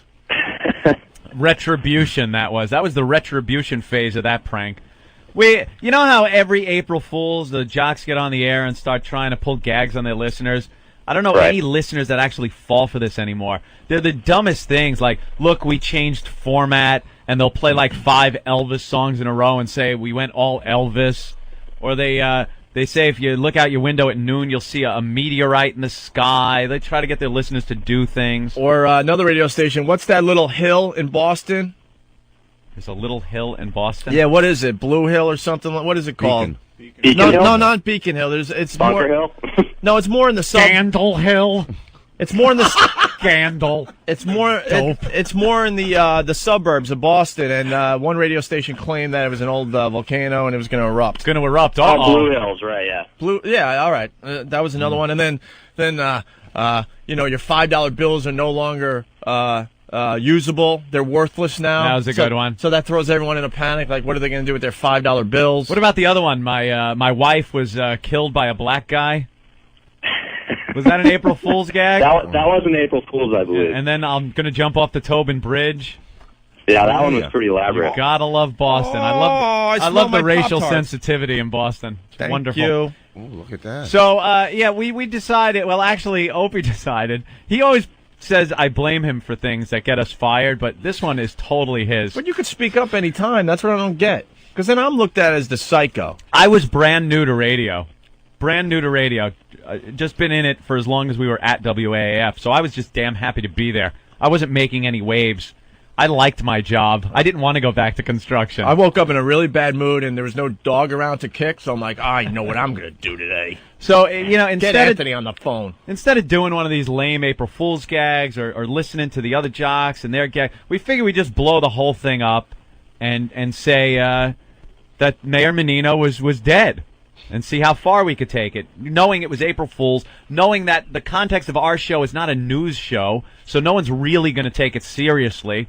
And we'll just kind of have fun with it and totally take that April Fool's gag to the umpteenth level. So Ope calls me up and suggests we do this. I just woken up, as usual, and I'm groggy, so I'm like, yeah, sure, whatever. And we get in, and we started the ball rolling. Just kind of got on. And it took a while, because we kept looking at each other going, are we really going to do this? You are such a professional broadcaster with a mouthful of Pop-Tart. I'm sorry. Yeah. So I think it was about an hour into the show, we kind of teased that we had news about the mayor, and then we decided, we looked at each other and went, all right, let's give it a shot. Let's do it. And then we had a fake news report. We had some guy with a real good, deep radio voice who's actually still doing radio in the New York area. We'd never ratted him out. He put together like this fake news report, guy on the scene at the mayor's car wreck. He said that he had wrecked in his car. Now, the problem was he was on a plane back from Florida at the same time we had done this, so no one could get in touch with him to confirm that he was dead or alive. So it kind of had more legs than we had hoped. And you had no idea that was going to be the case when you... No, we didn't know. We knew he was out of town, but we didn't know he was going to be on a plane on his way back during this whole thing. And the story got progressively more ridiculous as it went along. Like, at first it was just he was in an accident, then he was killed, and then he was also with a young Laotian boy and a prostitute. Like, we just made it get more and more outrageous. Patrice is here too. Patrice O'Neill. It's a party today. Yeah. He's carrying 2 briefcases that have sex toys in them. Sex toys in them, by the way. How much is that in the window? Oh, Jesus. That is not appropriate. Look at him. Sorry. We are just a big man. Yeah, so we had been doing that, I guess. It lasted about an hour, I guess. And we started getting complaints coming in. Our program director started getting phone calls from the mayor's office saying to stop this immediately. They didn't find it very funny. And we didn't stop it. Yeah, I don't know why, but he came in. We didn't stop it. Bitched at us, told us to stop it. We didn't stop. We kept it going. By the end of the show, I think the news had already started picking up on it. Oh, my God, there was already a crawl on TV about our prank. The next day, we were back on the air, and the news now full force about how the mayor was so pissed off that we had done this. His family had heard that he was killed and were upset. Now, meanwhile, we were on like it was a hard rock station. I mean, really, teens and young men were all that was listening to this. I doubt the mayor's family was really paying attention or taking it seriously. You know, yeah, you could switch to BZ up there in Boston and not hear a word about it, but Opie and Anthony on WAAF, we're breaking the news about the mayor. Right. So it snowballed, which these things do. If you saw what happened to Hot 97 down here with that tsunami song, things snowball. The press gets a hold of it and forget about it. Nothing looks worse than something that was funny in the context of a show written out with quotation marks around it in a transcript. It totally changes the whole mood of what was going on. So the mayor thing blew up on us. The press got a hold of it, ran with it, and the mayor decided that we had to go in order for him to stop. I don't know if he could have brought an FCC complaint against us. I doubt it. They say that you're not allowed to get on the air and do anything that will take away emergency resources like police or fire. It's called the hoax rule. The hoax rule. Yeah, it really is. Named after James Hoax, I believe, who first did it. No, it's the hoax rule. Which no hoaxing. Yeah. You can do hoaxes. You just can't have it interfere with emergency services like police or fire. They were saying that what we did take resources away because the mayor, being the head of the city, in charge of police and fire, a little stretch, but they were going to try to hit us with that as far as the FCC went. The mayor said, look, everything will be fine if you just fire these two guys. They did a week-long investigation on who was involved, aside from us, who else was responsible, program director, general manager, and it ended how we knew it was going to end, with us being brought into a conference room at the beautiful Colonnade Hotel and told that our contract was being terminated. Yeah, they terminated us. They didn't fire us. We thought we were going to get killed, actually. Yeah. A mafia-looking dude looked at us and goes, sorry to meet under these circumstances, but we're going to have to terminate your contracts. Now, what you were talking about happened in the interim between the time that we did the prank and were fired. The people were scrambling at the station to try to save our jobs. One idea that our program director, Dave Douglas, who was just a tool, had was to get a hold of the mayor, tell him we have an idea how to smooth things over. They'd have us go into the middle of town, get in those olden time stocks that they used to put people in that were bad in the middle of town, and the mayor would then throw pies at our faces, and this would solve everything. Is this the worst radio idea ever? That has hack written all over it. So we hear about this, and me and Opie then go on the air, because they actually let us on the air for a couple of days after this prank happened. And this is, again, it's textbook. It's what happens. When DJs screw up, management will let them go on the air the very next day, because they're hoping it blows over. Then once the press gets a hold of it, it is over, Johnny. You are off the air, suspended, they call it, right up until you're fired. And by the way, when you're suspended, you're already fired. The company's just figuring out how to contractually, pay you and who's going to replace you. So you're already fired. So they figured they would throw pies at us. We got on the air after we heard this idea and just said no. There is no way. And this is after our boss was telling us, this is what we're doing. We're going to smooth things out. Oh, they already bought the pies. It was on like a forklift. Because they even bought way too many pies. There was hundreds of them. Hundreds, yeah. And it wasn't like They ordered the pies, and did they consult Menino on this? Did No, Menino agree to hit you with pies? they were grabbing at straws. They were like, "Oh, get the pies, order the pies. All right, then we'll go. I'll talk to Menino. He's got to say yes." They were freaking Ezra, out. they were so stupid. They were just convinced that the mayor. They didn't have to talk to the mayor. He was just going to agree to this. And it wasn't. You'd say, well, as long as you've got some pies. Yeah, and it wasn't the old school pies that you see on some of these old TV shows where all of a sudden someone gets pied in the face a live pie on TV. tin with whipped cream. Yeah. Let's say. These were real pies that would do damage, man. It was Frozen. it was like literally frozen apple pies, right? They might as well throw a disket at your head. They couldn't even get the real pies. Did you say disket? I said my disc or whatever. It's a discus. Whatever, discus, disket. Retard.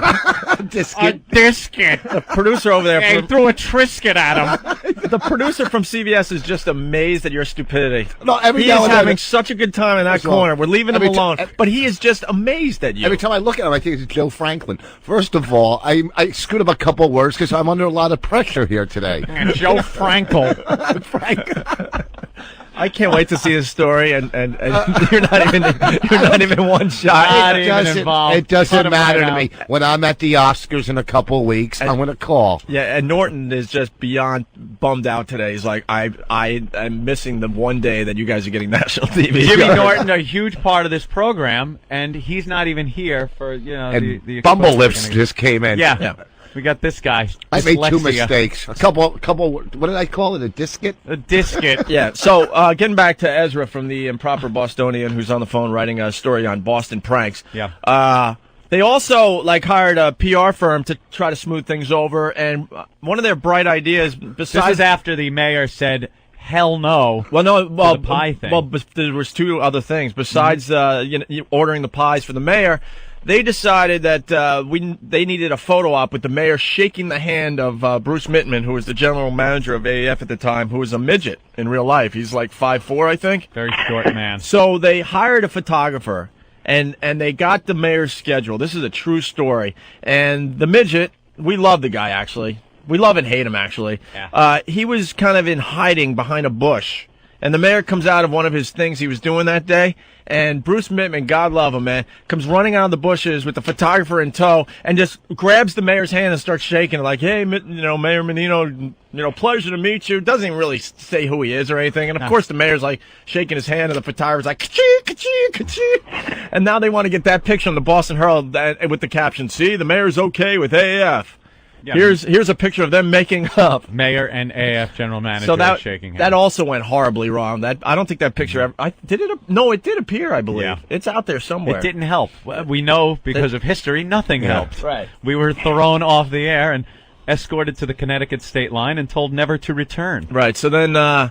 Now they're not giving up on trying to save our jobs. The mayor's absolutely not. I'm not throwing pies at two dopey DJs. Now we still have a bad image and a bunch of pies. So what to do? What to do? They figured they would let us and a photographer again go down to a children's hospital. Children's cancer kid hospital. Terminally ill children, and present them with pies. Because that's going to make everyone just happy. Yeah, they're going to love us. They go, O&A, they said the mayor was dead, but look at what great guys they are, giving pies to dying children. Yeah, but you end up in a diabetic section. Yeah. And this is and this is April, and so now we got the forklift of pies in the lobby of this hospital, and the kids are coming out from all angles We didn't even know. Yeah, we didn't even know it was a children's hospital. We were going to the hospital to drop off some pies, they tell us, to some people. We get down there, and it's it's a children's hospital. It's a terminally ill children's hospital. So they start coming out of the woodwork, and we're like, no. One looking worse than the other. It's not happening. This part is not funny. This is reality. They were just, wow. I want to meet Carl Yastrzemski. Tough kid. Here's a pie. Right. Yeah, here's a pie. I want to live to see Christmas. Pie? Yeah, wonderful. Thank you. And they're setting up. They're just setting it up as a big, huge press thing. The photographer's ready. They got the pies all organized. It's a photo op. The kids are gathering around the pies. We're going to present them with the pies and get a nice shot, throw it in the Herald, and we'll get to go back on the radio and talk about Whip 'em Out Wednesday, everybody. Yeah, sure. So then we're wondering why it's taking so long to get the photo op together. Because at this point, Aunt and I are really, honestly, just confused about the whole thing. Yeah. We're like, what is really going on here? And they're all like, well, we got to wait for Billy. Yeah, Billy. Billy was the one that was in the worst shape. Billy had like a round-the-clock nurse hooked up to all sorts of machines and a wheelchair. Oh, brought him out. Here comes Billy. It was like Captain Christopher Pike in that episode of Star Trek when he was just in that machine. Beep, beep, beeping once for yes, twice for no. No, I mean, basically the buzzkill. I mean, to be honest, the kids. Like we had a buzz in a terminally ill children's hospital in the first place. But the kids, most of them are, understanding the situation. They got a good attitude about them. But then here comes Billy, and you could just see what little happiness there was in the room just go, and now it's like, oh my God. What is going on here? We had to go. So then Anthony and I are kind of hanging out with next to each other. And then there's this one of the supervisors is like, they're going to sing a few songs before we take the picture. I'm like, all right, cool, whatever, we're here. And this one girl gets up and never forget it. Kind of looked like Cindy Lou Who from the Grinch. Yeah. No joke. I mean, right out of the freaking movie. And she starts singing Silent Night. Was it Silent Night? Silent Night. And I'm thinking to myself, wow, this is really weird. It's April and she's singing a Christmas song. And I'm like, wow, this is really strange. And looking at Anthony, we're like, Christmas song. Kind of looking at each other like, Christmas song. That's when the supervisor kind of leans over to Anthony and I and whispers into both of our ears at the same time. You see, Cindy's not going to make it to Christmas. So they were singing Christmas songs in spring. So Anthony and I at this point, we're like that's okay, it. Done. We get it now. No effing way. I think it was you. Looked right at the photographer. Like, if one effing picture shows up in a newspaper, we're going to, I don't know. The idea of exploiting dying children, try to get our dopey jobs back. The way management went about the whole thing was so sleazy. It came off so sleazy that we just, we hung out, gave the kids the pies, the secondhand pies, and left, and threatened the photographer like that he was not to snap a picture. And then it was just at that point, I think we were just, please just fire us, let us move on with our job, because this whole trying to save our job thing is just getting sleazy. And they gave us the boot. We ended up getting a much better, more higher paying and more lucrative job at WNEW in New York. One other thing that is of interest, we had the news crews following us everywhere, and it was one of the most surreal moments. I'm at my apartment in Wellesley watching the news because now we're dopey DJs and like, wow, look at us on TV, And it literally was probably the first time we really got real TV exposure. Yeah. So it was kind of cool, even though you knew you were in deep trouble. And all of a sudden, I'm watching the 11 o'clock news, and I'm like, wow, that house looks really familiar. And I forgot the reporter's name. Is the guy that used to have the thick mustache. I think he ended up shaving it, and it was a big deal up there, by the way. And slow news day. And the reporter's doing this report from someone's front yard, and I'm like, that house looks really... Oh, my God, they're right outside. We're here at the home of Greg Opie Hughes. You could see him peering out that window right there. Yeah. You couldn't tell by the pies on the front lawn. Right. But it was so surreal. You're not really thinking. You're like, oh, my God, what?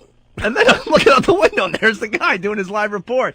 And Newsday, I guess. Yeah, and they have footage, the famous footage of them knocking on the door earlier and no comment. And my girlfriend at the time opening the door in a bathrobe, like, no comment, closing the door, They have should have thrown a disket at his head.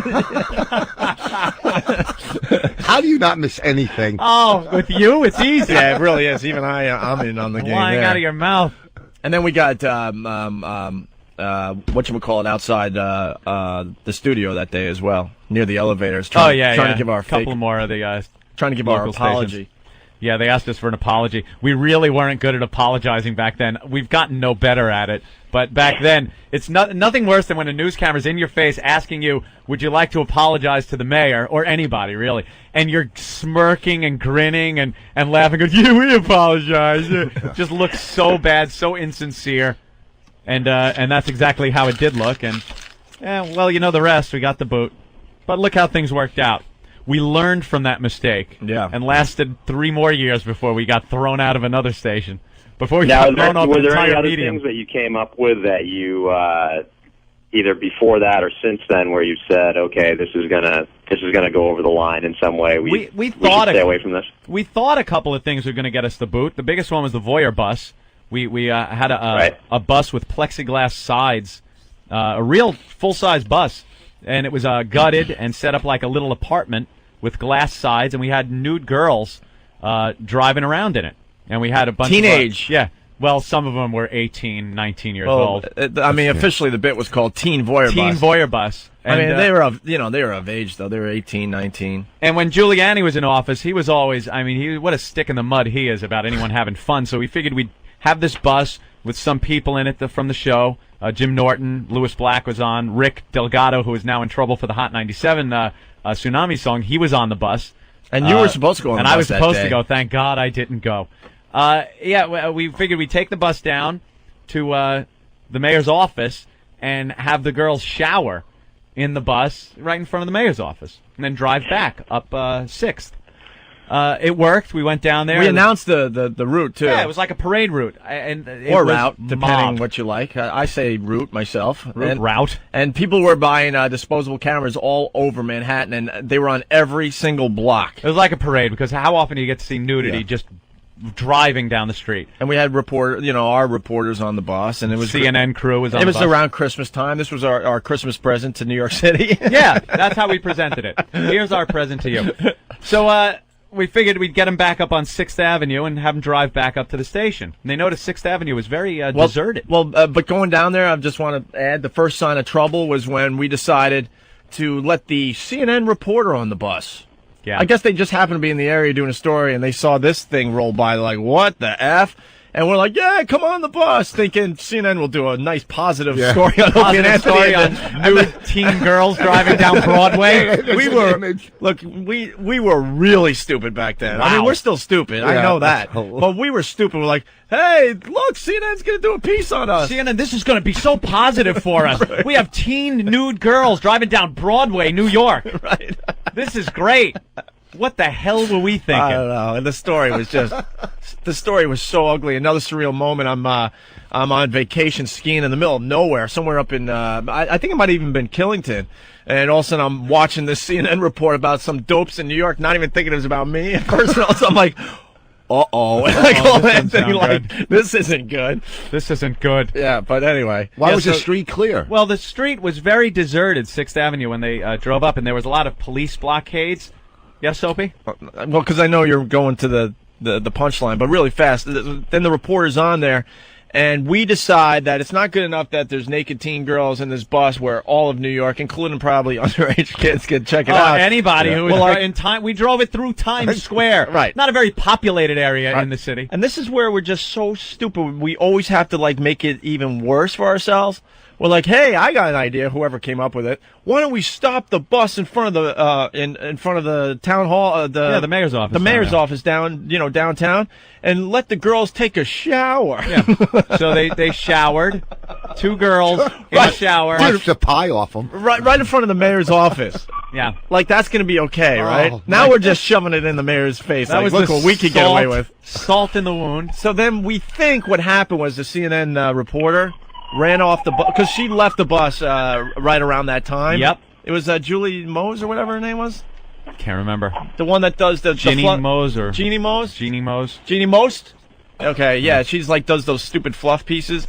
So I guess what we've heard is that she ran in and showed the mayor, look what is going on in your city. Yeah, showed the mayor the clip and was like, how do you feel that this radio show is having nude women shower in front of your office? And he went to the bat phone, man. Oh, he went to the he? bat phone. Did Police he? commissioner, everybody. And at this point, we had NYPD guys, because they were all fans of the show, helping us out. They were literally escorting the bus all the way down to the mayor's office. Doing like crowd control. But wasn't Yes. We were driving up 6th Avenue. This is where it gets good. The bus is driving up 6th, very deserted, police blockade. And it turns out... We were the only vehicle on the road. It turns out, and I don't know how they got on. That should have been a sign. You know those dopey cartoons where all of a sudden there's a car and all of a sudden it just veers off? Hey, and Where are the big crowds of people that were looking at us down Broadway? Yeah, it turns out that President Clinton, who had landed at Kennedy a little earlier, his motorcade was headed up 6th Avenue. And so they had this this whole street blocked off for him. Presidential motorcade, bus full of new teen girls on 6th Avenue. Well, the vehicles that swarmed around this bus, it was the black SUVs, all the big New York City brass, not just the uniformed cops, just swarmed. These guys had uniforms you never want to see. Yeah. I mean, we've all seen the NYPD uniform, obviously. These guys had things on their uniform that you just don't want to see ever. It was really all bad. sorts of medals and like they were from another country, you know?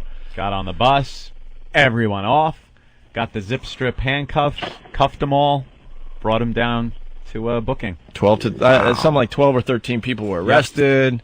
They ripped the bus apart because one of our guys was bragging that he hid his pot on the bus. It just was the worst. Yep.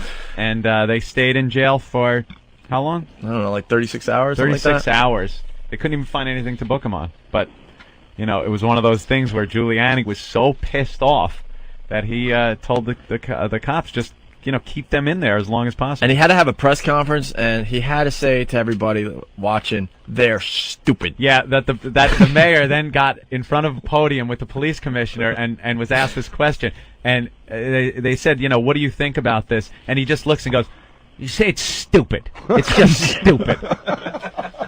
And it's one of my favorite clips, watching Giuliani say how stupid we are. Yeah, that was great. Really fast, because there was another one, footage, news, and pics on FoundryMusic.com. Thank you. There you go. FoundryMusic.com or OpieandAnthony.com, hopefully. It will be. It will be linked to OpieandAnthony.com for the new listeners, because it is a lot of fun to check out. But you can go to FoundryMusic.com right now to check it out. Anyway, real fast, because Ben just reminded me of another prank we did in Boston. The year before the mayor's prank, we did a Pearl Jam thing up in a fictitious town called no, it's Jaffrey, New Hampshire, right? Yeah. Jaffrey, New Hampshire, which is a little town up there over the Massachusetts border. And we said that Pearl Jam was doing a surprise show at a bar called Larky's. Yeah, take a hint. It's called Larky's.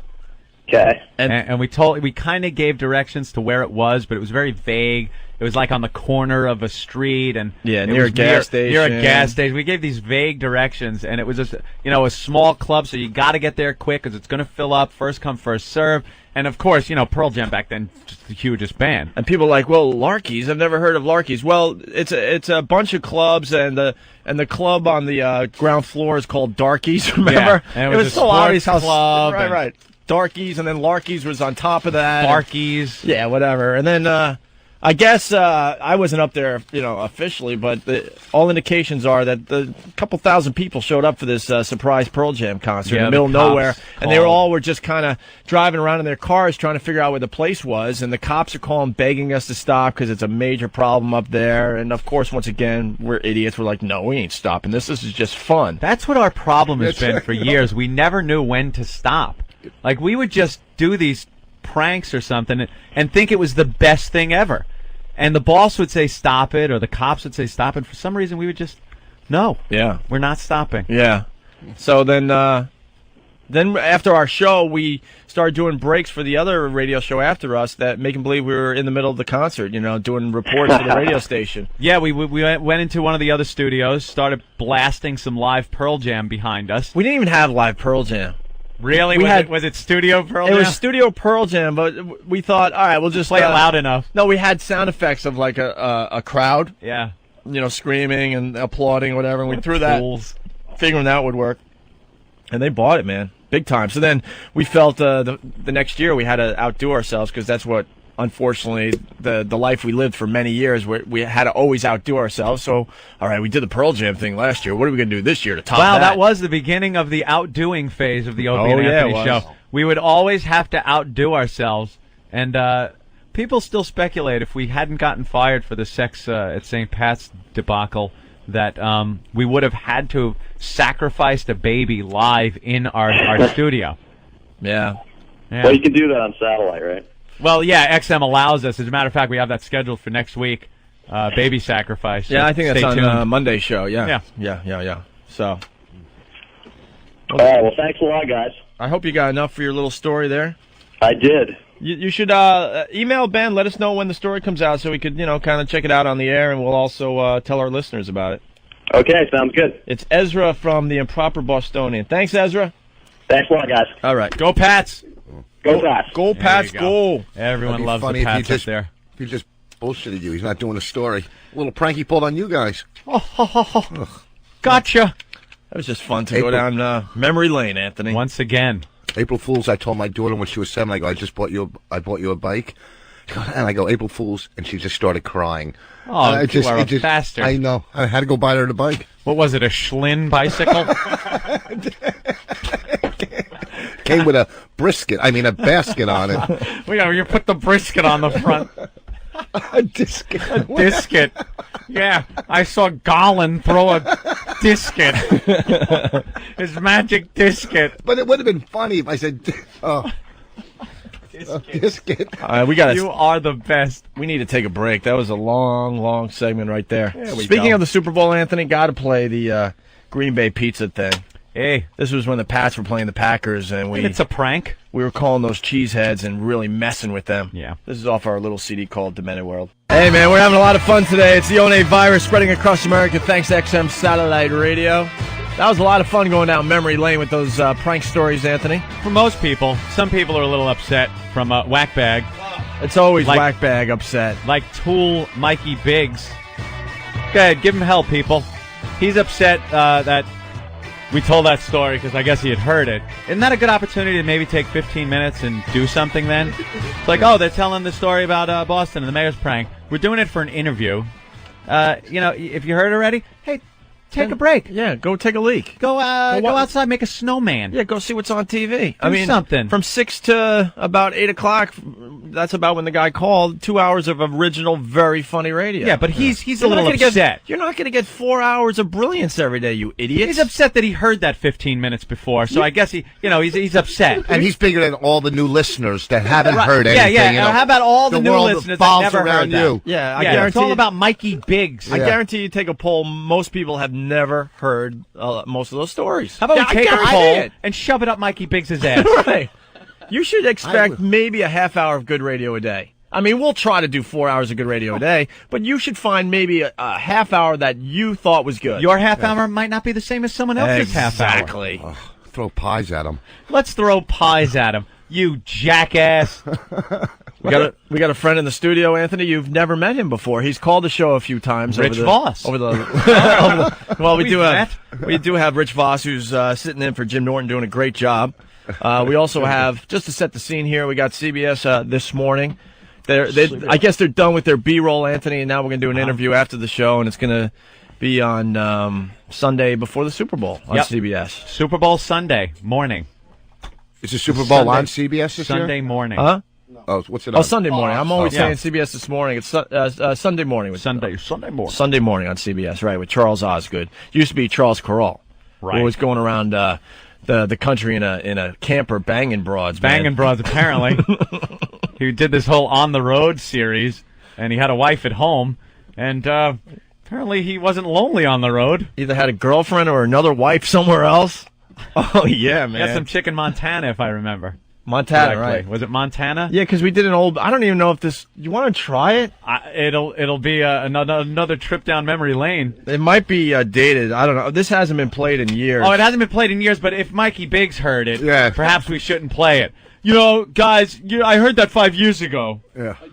This was supposed to be off our banned CD, Cringe. Yeah. Which I'm glad it was banned, by the way, now, because, there was 66 tracks. 66 It was going to be our follow-up CD to Demented World, and it was never released because the lawyers had a real problem with just about everything that was on this thing. Yeah. And now that I listen to it, there's still some good stuff on it, but in general, all right. A lot of it's dated now, but Montana crotch rap, because Charles Carroll would do the whole, we leave you this Sunday morning. Leave you this Sunday morning. He would go out on the road and do stories from, your town, USA. And he had some chick in Montana that he had a fishing cabin up there or something. God, that he you used to remember the visit. story? Yeah, he used to go up there, and that was like his whole thing, I guess, to get away from his wife. Honey, I'm going to the fishing cabin. I'm going to hang out and listen to the sounds of trout. You know, and he would go fishing. And he was fishing for a little more because he was also hunting for beaver. I think this is a good example of you and me being sophomoric. Yes, this is some sophomoric. Actually, I think this is all you. Is it? Yeah, I believe this is all Anthony. Was Brian Unger involved in this? Well, Brian Unger... That's a different bit? Yeah, Brian Unger started this bit. Yeah. Because he came in, he used to work on Comedy Central. Yep. He's a really funny guy. Very funny. He was the first guy I ever saw do that whole very dry reporter like they do on The Daily Show. Like all the reporters do on The Daily Show. He was the guy. I think he started it. Yeah. And then they threw him out, but he did that to a T. Remember when we were talking about a tsunami? Right. And the way he used to say it is like the anchors say it on the news. It's horrible. Well, no, he used to imitate, what's his name? Stone Phillips. Stone Phillips. Talking about the tsunami. The tsunami. Yeah. Stone Very Phillips and funny his guy. big, huge head that likes doing crunches next to me at my gym. Oh, really? He works out at your gym? I think I said it on the air. I'm like just doing crunches on a mat. It's like a Saturday. The place is packed, so you got to try to find a little space. And I'm like doing my little stupid crunches, and I look over and I'm like, holy yes, that's Stone Phillips and his huge head right next to me. Someone want to spot me? Yeah. We came from a mile away. Look at that head. I did 1,000 crunches yesterday. Yeah. And then also, liar. Roberta Flack works out at my gym. Really? What? Killing Me Softly, right? Yep, that's her. Yeah. Killing Me Softly lady is at my gym, too. All right. Anyway, want to try the Montana Crotch Rat? Yeah, let's give it a whirl. We'll listen along with you at home. I have no idea if this haven't heard this in funny years. anymore. Let's take a listen together. We leave you now with the sounds of Montana. And me making my face look like a glazed donut before I get back to my wife. The sounds of the elusive bearded clan. And me trying to shuck the hell out of that bearded clan. I usually don't say things like that, but I'll leave you this Sunday morning with the sounds of me giving her the old pile driver. That's the one where I crouch over her and push down real hard in a pile driving motion. So now, pictures and sounds of me and the pile driver on my mistress in Montana. On the road I prefer. Pictures now of the Hershey Highway. I visited that in Montana lots, the Hershey Highway. My wife often thought I was fishing on my trips to Montana. And it's true I was. Here's the sound of the trouser trout coming out of my trousers as I pound some ass. And now the sounds of me pounding ass with my Montana crotch rat. We leave you now. The sounds of me and my mistress and me shooting a tray up in that piece. And now, finally, the sounds of my mistress hobbing my knob. We don't often leave you with the sounds of knob hobbing. I figured this is a good time to leave. And now the sounds of me and my knob being hobbed. Charles Kuralt on the road. Hob, knob. Now the sounds of the Purple Helmet Warrior going into battle again against the dreaded bearded clan. Montana crotch rat. Yes, the Montana crotch rat. God, I wish she shaved. Little personal hygiene in the groin area, so it wouldn't look so much like a possum. Woman looks like roadkill. Looks like the last time I saw a woodchuck caught in a combine. All red and brown and whatnot. Now the sounds of a woodchuck being caught in a combine. Leave you I mentioned she looks like she had Einstein's head in a leg lock. I should trim that. First time I made love to her. Pulled those panties down and looked like Fidel Castro eating a London broil. I used to have a lot of sex in my car. Yes, gave her Spanish fly once. I found her on the gear shift. Now the sounds of my girlfriend on the gear shift relieve you. Yes. I just wish she was a little better with the hygiene. Oh, my God. Sort of looked like when you take two big pieces of silly putty, slap them together, and throw them on the floor of a barber shop. All pink and hairy. That's still really funny. Wow. Did we just go on and on with those things? That's what we used to do in the old days. We ran everything into the ground. You remember that? Totally. Oh, my God. The producer of Sunday Morning is in studio. It's now, with Charles Osgood, obviously, but, he The can't old deny it. Charles He's Perrault. laughing his ass off in the corner. And I think they taped this, and they're going to bring that back to CBS. Jesus, no. We'll give you a clean copy. You guys could share it at the Christmas party. The old Charles Perrault one. Yeah, there you go. He did have a mistress up there, is what they were saying. Right. Actually, did he father a child from her, I think? And they found out? No, never did? No. Yeah, there was something that came out afterwards, after, I guess, he died, that, he had a pretty big relationship. It wasn't just a fling. He was, just about married to this woman. Yeah. Oh, man, that is hilarious. Yeah. Absolutely. Another trip down memory lane. Well, Mikey, I hope you like that one. Do you have that bit? I'll tell you one of the funniest ones you ever did was the Brady Bunch on the stairs or something. Oh, yeah. God, was that We had that funny. one. Well, we could talk about. You got some Brady news we could today. thank you, Rich. You're helping me out today. Rich. We'll do a little Brady news, and then we'll play an old bit called Mike Brady. Oh, so funny. We have to say to our hi to our friend Tyson Walters. He plays center for the Dallas Cowboys. Tyson. I hate the Cowboys. I'm not a Cowboys fan. Norton is a huge Cowboys And he's fan. not even here. He's going to be real bummed that Tyson stopped in and Norton wasn't here. Good friend that we met when we went down to Dallas, and he's injured. I see. Yeah. Little injury. Little injury against your own New York Giants last game of the season. Yeah, at least they did something. Yeah. It sucks. Well, they won. But a game that means nothing, right? You get it. Oh, it sucks because it screws up your vacation. Yeah, the guy's off, and now, he's got a cast on his arm. What happened?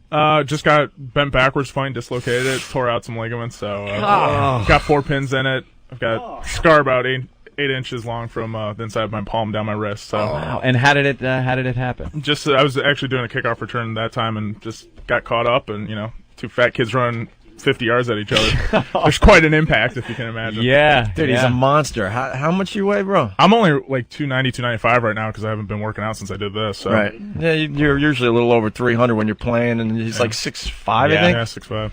And he was a fan of our show when he was at college. Yeah. And we're down in Dallas. I went on tour with Norton a little bit because I was bored out of my mind, and Norton's doing his thing, and all of a sudden these 2 massive guys come up to Norton and I at the end of the show to say, "Hey, we're big fans." And it turns out, they play for the Cowboys. We're like, "Holy F, this is pretty cool, man." Very cool. We've been friends ever since. So, what do you think about the Super Bowl? Pats are favored by 7. I gotta take the Pats, man. They just look unstoppable. They're a hell of a team, and they've got some great chemistry. And I've played the Eagles, and no disrespect to them, they're a good team in their own right. But their defense coordinator is really good.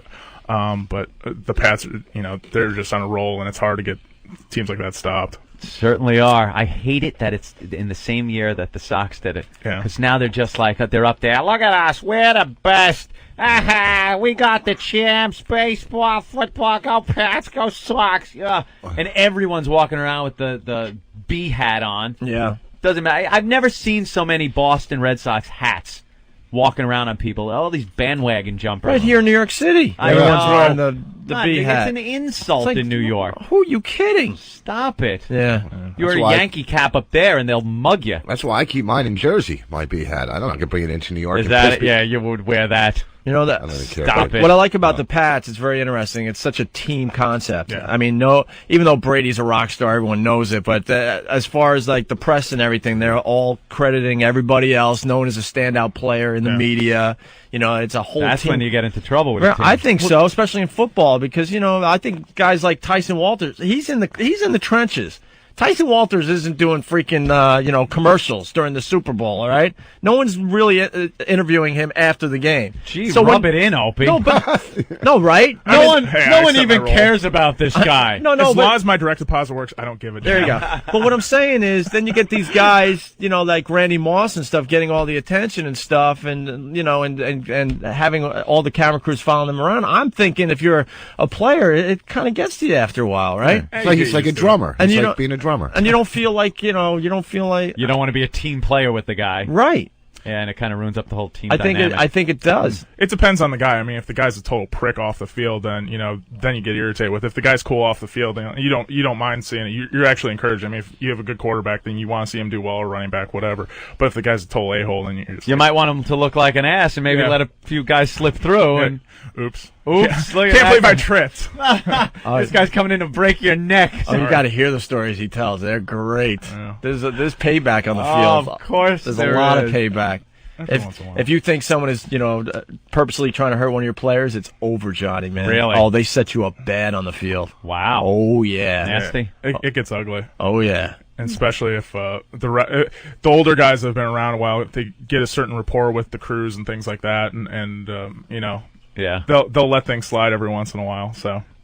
Because they know it's payback. They know it's part of the game. I mean, so much is taken out of the game, with the way they're enforcing rules and changing them all the time. So the NFL is way too strict. I love the showboating personally. I kind of like the strictness. I think it makes it. I think it keeps it a very uniform game. There's no gray areas. Here's the rules. You stick to it. I like when some of the players make fools out of themselves after the touchdowns and after sacks. Yeah, without a doubt. And plus, they taunt the other one, and that pisses the other team off. So it makes it more. They want to hurt you. You know what I think I see a lot more of these days is when someone gets tackled, they're knocked down, they're at the bottom of the pile or something. Before everyone gets up, like the last guy, they put their helmets together, and he's just going, yeah, you ain't getting up. You didn't go nowhere. Like there's a lot of smack talk while they're on the ground, so that by the time they get up, they're heated up and want to kill each other. There's a little bit. There's ankle twisting. There's some punches. Oh, there are punches thrown. There are guys that'll try to get their hands inside masks and go for the eyes. Yeah. My favorite story. Gladiators.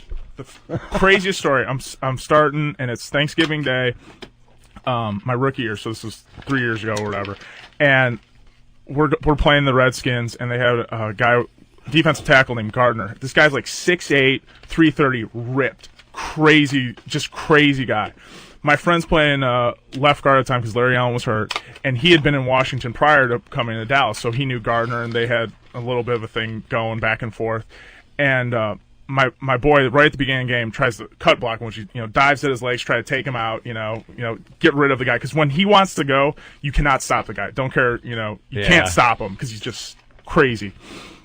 So my boy cuts him. He gets up, starts going, and this is all in quotes, but I know I can say it in an accent. Yeah, he's like, you motherfucker, God damn it, Ross. He's like, Jesus knows what you've done, and he will pay you back for this, motherfucker. You've got this 6'8", 330-pound guy. Yo, motherfucker! And just, Jesus will repay you for this. And we're standing there, and I'm a rookie, and my friend's in his second year, and we're just like, oh, God. We're like, we're gonna fucking die. Oh, here's your new job. Dealing with these people. I mean, and this is the scariest guy you've ever, just damn huge. That's great. Does that shit, say after a game, would that carry over into a bar? Do you think? It depends on the guys. I mean, there are a lot of guys in the league. Everyone realizes that it is a business in the end, and and you have a lot of friends on other teams because you play with them in college or wherever you met them, hanging out.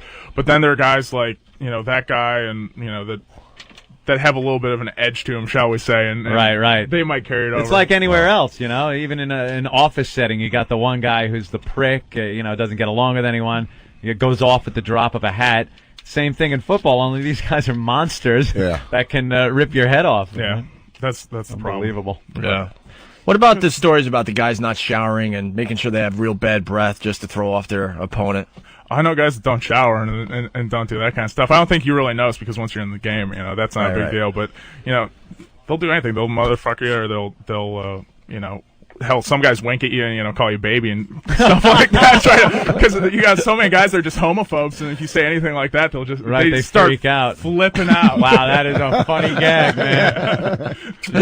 Hey, sweetie, after the game, me and you in the shower, give you a little spoon action, something like that. You want to pick that soap up for me, big guy? Oh, that would suck. I'd get a hard on playing ball. It would throw me off. Voss, so I went down to Dallas, with Norton and stuff, and then while Norton is just obsessing about something stupid, I hang out with Tyson. We go play golf at the Dallas Cowboys golf course. It is amazing. Oh, really? Everything is done at Dallas Cowboys, decor and colors. They got the rejects from the Dallas Cowboy cheerleaders that, serve the hot dogs at the halfway house. They are. That couldn't make the cut. Oh, they're so hot still, but I guess they didn't have still 9.5. Yeah, they're still 9.5, but they weren't quite 10s, or their dance moves were a little off. Selling hot dogs after the 9th? Yeah, so Jerry Jones throws them on the golf course to be the beer girls and the hot dog girls after 9. Are they dressed like cheerleaders? I'm trying to remember. No, they're not dressed like cheerleaders. That'd kind of be cool. Maybe distracting, though. They're wearing some skimpy shorts and whatnot. Yeah. Mr. Jones knows how to do it up right. But the golf carts are all in Dallas Cowboy stuff, and everything has a logo on it in the pro shop. And Jerry Jones just built this for just the players and the staff, right? Yeah, that's how it started off, and then now he's it's branched out and he's making more of a resort, and they've built some big hotels. They're tied. You guys see him? Was he hit to a golf drive ball. like 350? Dude, no joke. He was driving par fours, no problem. Really? It's insane. I can't even explain. Watching his golf ball go through the air, it just pierces. It's but when I you can't have 6 explain putts, it. it doesn't make. No, I know. I know, because then on the green, it's like he's actually a really good golfer. But the problem is he doesn't know his own. Yeah, exactly. He doesn't know his own straight. 50 yards with his putter. Yeah. So he's 10 feet from the cup, and all of a sudden, it goes by 20 feet. He has like no touch on the greens. It's hilarious. Yeah, exactly. Happy Gilmore. Yeah, chases it like it was a fumble, trying to get it. But the ball, when it leaves his club, oh my God! Hey, with those girls driving around, how many times do you hear the joke? Oh, she was hit between the first and second hole. That old gag. All right, now we have to take a quick break. Patrice is. He was pacing. Yeah, where is Patrice? He's getting angry. He's getting angry, but he looks all pissed off. We're in a good mood here today. We could wrestle next segment. Huh? It's because he got searched. Oh, post-search Patrice? That's not good. He brought luggage with him. I thought he was throwing it around to see its durability quality. No? He's not even smiling. Of course he isn't. He's going to kill me. He's going to yell at me for this. All right. Did Poe search you, Tyson? No, he wanted to fight me, I think. He wants to fight everybody. I just knocked on the door, and I'd heard his voice from the radio, so he opens it up, and he's like, hello? And I'm like, hi, is Opie here? He's like, who are you? I'm like, I'm his friend from Dallas, Tyson. I play for the Cowboys. He just looks me up and down like 2 times, and then he's just like, scowls. He's like, come in. Yeah, all right. I'm angry. I didn't get, full cavity surgery. Well, I was a little disappointed. I think we got a problem here because you didn't get searched because you're white and 6'5". Patrice is about the same height as you and pretty much the same size, more or less, and he got searched. Huge. He's got searched like a mother. He did. You think it has to do with Patrice's race? We'll find out next. Are we discriminating here with security? I don't know what's going on. We'll talk to Patrice next about it, but we got Tyson from the Cowboys, so we'll play this little thing and continue.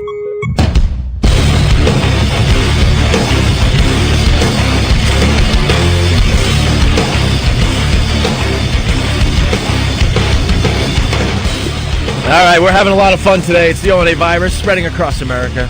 Show's flying by. It really is flying by. Let's get Patrice O'Neill in here. He's been waiting a very long time. Yeah. He's got 2 briefcases, and there's a couple kind of hot women out there, I guess. They're kind of hot. Dude. What? Don't insult the ladies. I said they're kind of hot. Very attractive. Who's this? That one. She is kind of hot. Kind of hot, right? It's all right. I mean, not what? The Lisa Loeb glasses on the one. Yeah, about a 5.5. That's not bad. They're right. One is sitting on the other's lap. Right. Patrice, what happened to you, first of all? Patrice, don't bring the energy of the show down, my brother. No, dude. I know you had to wait a long time. Really excited in this motherfucker, man. And then it takes forever to get in here. Holy you gotta get shit. past security. Don't you have a fucking do not rape master poll list, you motherfuckers? Holy shit. My energy was fine for 6 in the morning. Yeah. And then, not only the master poll raping, these Ben and him keep coming out doing the finger snap. We'll get you in. Like I'm here to plug dildos, man. I just came to say hello. Send me home. The finger snap. Hey, we'll get you in. Like what the what? Should we do the news so you feel at home? Holy moly! See, I knew that's what it was. What the fuck? Can I tell a story? What I'm gonna do? Just call you and tell it? I can't do another radio show. I'm back, ain't I? Hey, why don't you tell the story? What? I wait 2 years to tell a story that happened yesterday? Hey, Opie, here's what happened to me. Pretend we're on radio. You know, why'd you? He likes causing trouble. That's what he did. This whole system changed now. They're like, we're back now. This is what we're gonna do. Satellite radio. There's not much processing, so just back off the mic a little bit. You're killing people at home. I mean, you're hilarious, but just back off. Don't eat the mic.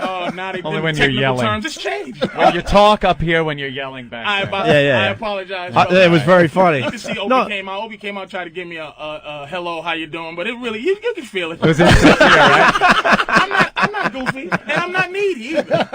Don't like me no more, fellas. I did the enemy show when you were gone. Hold on.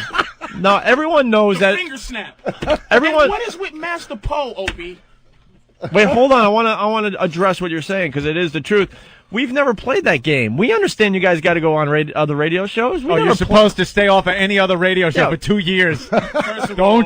Don't you go near just because him. Voss was stupid enough not to do any other shows doesn't mean you had to. But that's what I'm saying. We never played that game before. We understand.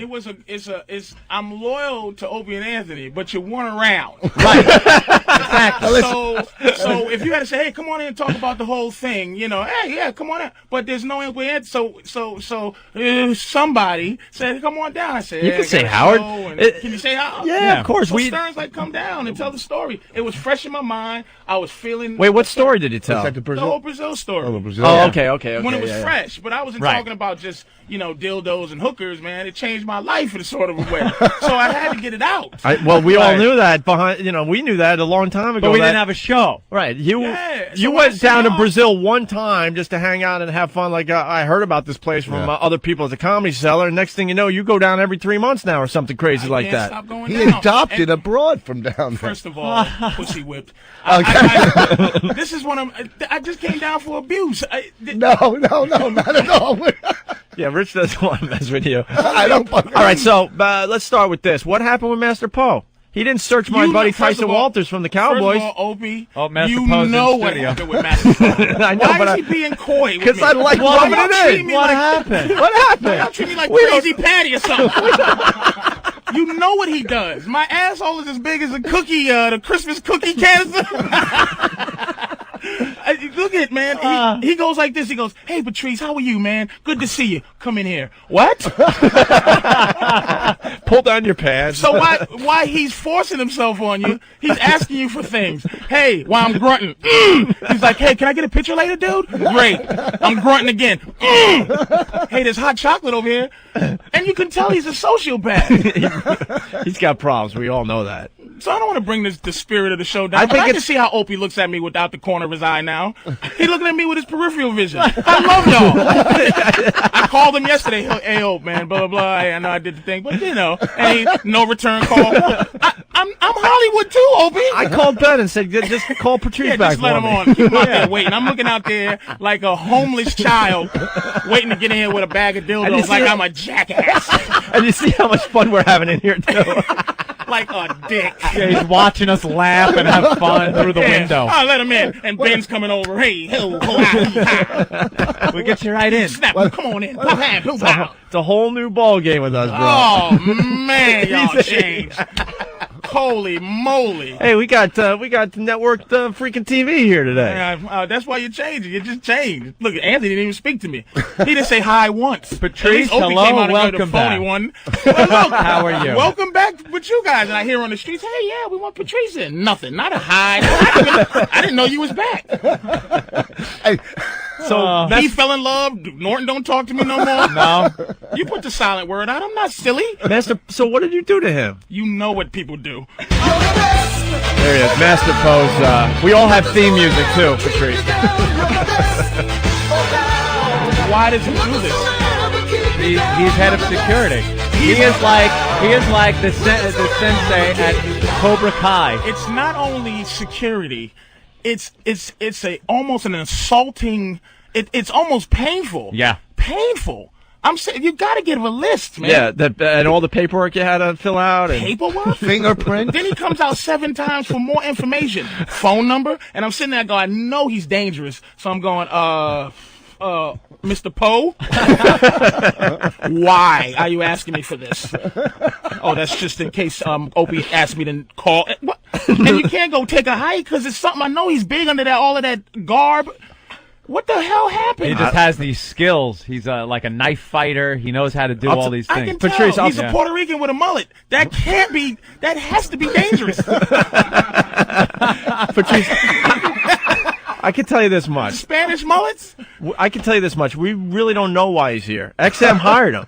He works for XM? So we're wondering what kind of threats did XM get that they had to hire like a trained assassin?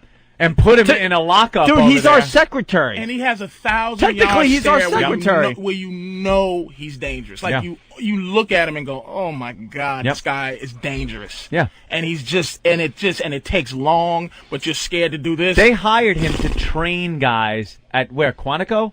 Yes. To train Quantico, guys Virginia. to kill with their hands. What's Quantico? Virginia, the Marine Corps.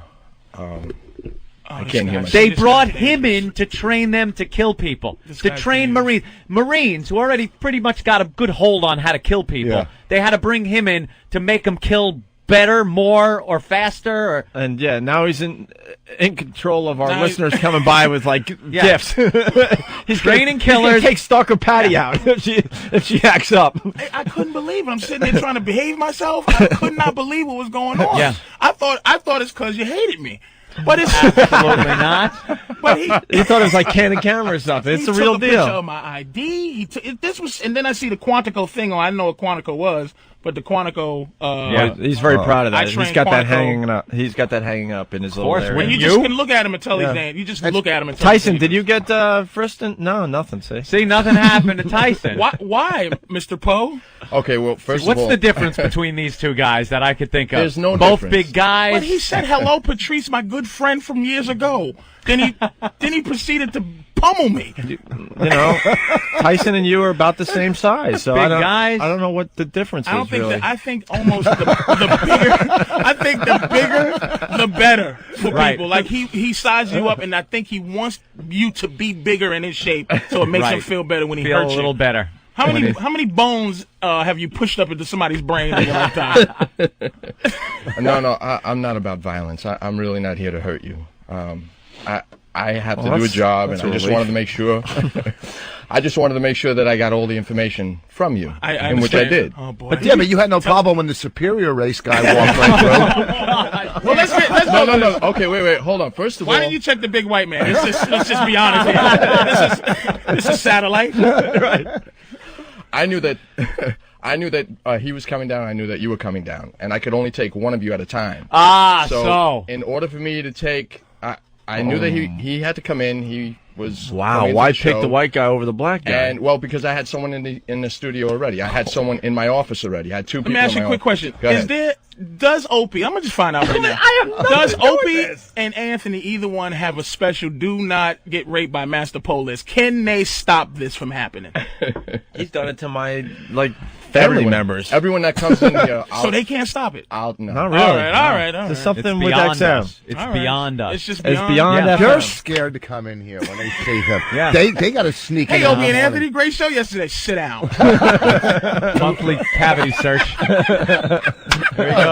You hear that snap of that latex glove go on Poe's hand? Oh, and you know it's his time. whole face changed, Anthony. Yeah. Like you can see something's going on. Oh here, yeah, man. he's working. Oh yeah. Constantly eyeing for the threat, looking, waiting to make that lightning quick move and rip your throat out. There's no we know him, huh? Nope. Well, all right. He's that But I'm good. happy that you guys are back. This is my official welcome back. Thank you, Patrice. Glad you guys Good are to back. see you again. I didn't realize it. Although Even though I've you seen- moved to the morning. I've seen Patrice many times. They turn on TV. Patrice is there. I used to be. I saw you on what the hell was that show? That new show. Remember, I brought up his name when he did that. Narrated The Guy by Loved You. Ronnie Howard there. Yeah, the Guy Arrested Loved You. Development. I tried my best. I man. saw you I'm on finished. there. You were the background convict guy. Yeah. First of all, fellas, you know my career has taken a complete and utter halt. Not at all. You're blowing up, bro. I got some things in the works. That's what it is. He's still doing that. You got big things. Stop. First of all, stop talking to me like your whole career has Listen, exploded. wait, seriously, that Basic would be. cable. You First, are. let me tell you something. First of all, He's wearing a Comedy Central blouse. You didn't see this? Yeah, he's got a tough crowd with Colin Quinn. first of all, jerk. don't talk about clothing, you lonely man. Okay, you went from. What are you wearing? Boston? Look at that. Look at that. Are you Here's the thing. insane? A Patriots He's jersey. from. He's Hey, from was there. that That's right. You are. Voss? What? Was that tough crowd sweatshirt hanging next to your Hello Larry and Super Train t-shirts in your closet? Oh, here, come at me. I'll take it right now. Fellas, let's all pray. I can't wait till Bonnie dumps him. Just can't wait. So I can be as lonely as you and fly to Yes, Brazil. so you can go shopping for dildos with me. Go to Brazil. That's what you're just lonely. And Yes. Because I admit it. we were lonely together. It one is night, bad when your pal gets One a night check. I was dropping Patrice off at his house, and we pulled in front of his house. Yeah. And we looked at each other and we go, we have absolutely nothing going on in our careers. We have no girls, and we're lonely. I didn't say right? you. No, I didn't say that. You said that. I kind of did. But he agreed. But You know I he's moved- finished, right? I'm finished? Why am I finished? You know, Bonnie, I just can't wait till he's cuddled up in a fetal position, like a girl that just found out he ain't the daddy, in the back crying like a bitch. I can't wait. Yeah, 'cause It is gonna break You know his she's heart. gonna dump you. She's gonna a break winner. your heart. You're She's a winner. 57 years old, boss. Bonnie's still tight. What you're talking? You got a roommate. Listen. So what? You know. You Okay. just listen. bought your credit just got fixed at 62. You're nobody. Listen. Let me. He's in love, so he thinks he's a somebody. I'm not lonely. He's killing your boss. You and your open mic love. That's what it's. You better stop stirring your coffee and fight back. I You're can't. losing, And listen, man. here's That's the what I'm thing. saying. Right. He's got me in the corner, but he's got me, so I got to take the punches. All right, well, But, listen. here's the thing. See, I'm happy now. I'm happy. Go into the food. Yeah, go cover the pain. Here's the thing. Go cover the pain. He takes a bite. Opie? There he Thank you. goes. I thought Opie didn't want me to talk. I He didn't shut my touch mic it. off. He has changed, Patrice. I didn't touch the mic. I'm here talking. I'm throwing out probably some of the funniest stuff of my career. And the mic I'm gonna is tell you, Dude, I did Anthony, not touch that mic. It's going to take 2 years for him to get out the "I'll show you guys" stage. He's at that stage. I'll show you guys. Watch this. I've been humbled. Trust me, I've been humbled. It's going to take some time to get back where I was. Oh my God! But boss is in for a heartbreak. Oh, I can't wait. It's like any relationship. You take that chance. You Yeah. know, we're having a good time. Like- you know, like what do Barry you Williams. listen? Oh, Huh? No, we're going to get into a couple things, but go ahead. I Finish mean, your thought. you know, you went out and bought a swing for sex. Oh, it's You're- great too. Do you really? Norton, I think, brought that up. You have a sex swing? What happened to you? You went down to Brazil and you lost your mind. Calm down. He's choking. Uh-oh. And I was 2. It's. Wow. See, I told you I'd come back. Can I explain something about that sex swing and all these things? Is that a tear? Yeah. Jeez. I realized something. Can I just say I realized something about myself and about sexuality? Yes. I delve deep into sexual deviance, deeper and deeper, right? I stopped, and you know what it was caused? It was this serious moment. Condoms, because it's very hard to keep it up with the condoms on for me. And I realized that I had to go deeper and deeper into this visual dirtbaggishness to keep it up. Oh, with a a condom on. So I went raw for the first time in a long time, like a month ago. Mm-hmm. And I had regular sex for the first time in a long time. So I've stopped some of this stuff. Some of it. You're back to appreciating normal. I'm back to normal sex. But the girls that I have brought down with me and still around no longer want to do regular sex. So now I'm stuck in this world of Did you dildos corrupt and- them or something? I corrupted them. You They did. don't- They come over, they set the swing up themselves. Oh my God. Get out. Sit in it. When you're swinging, like it's kind of like you feel like you're having sex in a tree or something. Like you swing Like a monkey. into it. Oh, I didn't boy. say Bonnie, it like that. stop it, Voss.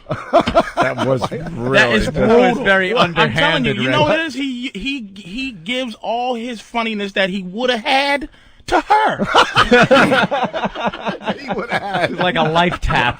Just grabbing any bit of Voss that has He any headlines shine and then he to it. brings her on after him. But it all started with Brazil. You went down there one time and you just lost your mind. Norton's been telling all the Patrice stories for the last 4 months. I don't understand why. How did he? What it is there's a bunch of us that go down. I know. He talks about how you guys all sit around with hard-ons because you're all on Viagra waiting to go upstairs. I could die of a heart attack on Viagra. Norton is sitting there sweating like a dirty little stress doll with his robe. And it's really, and he's packing like a monster would for like a wormy kid, man. So it's a strange thing. We've all seen it. Yeah, I saw it once. I was like, Jesus. It is kind of. Opie, are you still you in a relationship? Thanks for bringing it up. No, it's over. I've been trying to get him to come, man. It'll change your lives, man. It's not what you think. It's not just hookers. But honestly, we have discussed this openly on the show. I don't get the hooker thing, and I'm not playing a game. I've never got into the hookers, and I never really got into the lap dancing because with me, I need to feel like the girl actually wants me. Here's the thing. And when I just know they're doing it for money or for whatever reason, I'm so out of the game. Are they still hot to look at and all that? Of course, as a human being, visually, I'm like, wow, that's hot. But as far as doing anything, I'm like, no, man, I need someone to kind of want me. At the time when I was explaining it, y'all weren't here for me to explain it to you. I would explain it to you first. It's not about the hookers out there. They will make you feel like that. You are buying that. You are buying that when you're going to buy into that. No way. Norton almost had a girlfriend from it. Remember that? He fell in love. Norton got dumped by a prostitute. He got dumped by a prostitute. Norton was dumped by a prostitute. Oh, man. Wow. He gets his feelings hurt out there.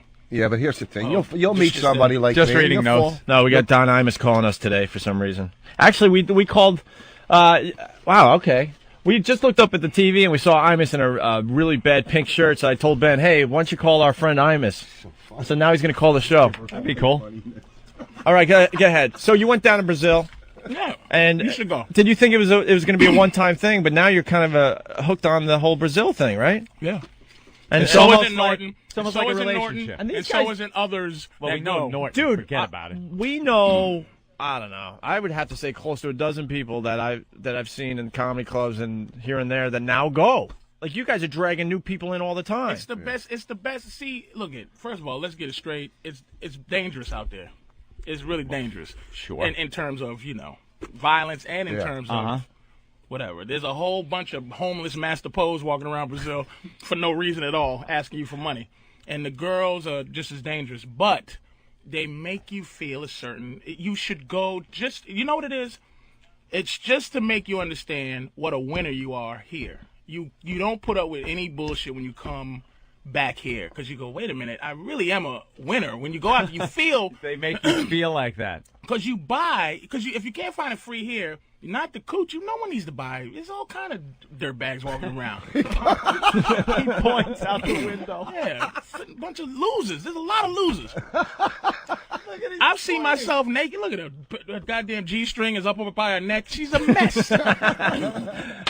Who are those girls? There's a lot of girls who sleep with me for free. And I look at myself naked and I go, why? And then that makes me not like them more because I go, why would you sleep with me? I would never give you that. Wow. Damn. So it's already a problem. Yeah. But you go out there, man, and those girls, because the fact that it takes the pressure off the sex, the pressure of the hunt, the pressure of whatever. That's why guys get girlfriends here, because they don't want to deal with all of the nonsense of getting a girl. So you go there, and you can have this gorgeous girl. So you really interact very well with them, man. It's a sincere thing. Right. I learned how to speak Portuguese. It's fantastic. I barely speak English. I'm learning how to speak Portuguese. How many times a year you go down now? Twice. Oh, that's it? I thought it was more. How about those I've little heard kids, twice is a lot, right? They teach kids to be prostitutes almost at like. Oh, Jesus, stop it with your I'm a good guy now, boss. I'm trying to. Why are you guys letting him do this, man? Have I missed out this much, man? What happened? Yeah, we've been off for a while. It's kind of hard to get back into the swing. Why are you allowing him to do this, man? Because he got this little phony relationship that's coming to a complete halt. I'm going to be there to catch you when you're curled up. So what about the AIDS in Brazil? You worried about the AIDS and all that? Just be honest. I'm worried about the AIDS on 125th Street. Yeah, worried about the AIDS in the studio. Absolutely. With some of the people you brought that. Did you bring them down here for any specific reason, or?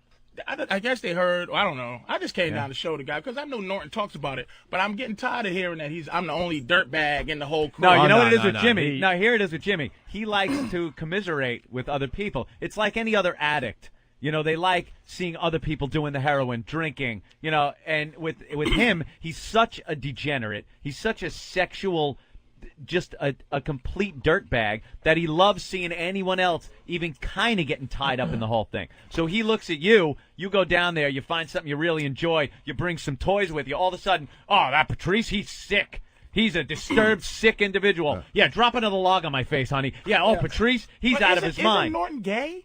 Like, if you mess with a transsexual, right? Aren't you gay? Not really. I would Only think half. if you're with a tranny, there's got to be some kind of... There's something going on there. You're it's gay, still, right? It's still a guy.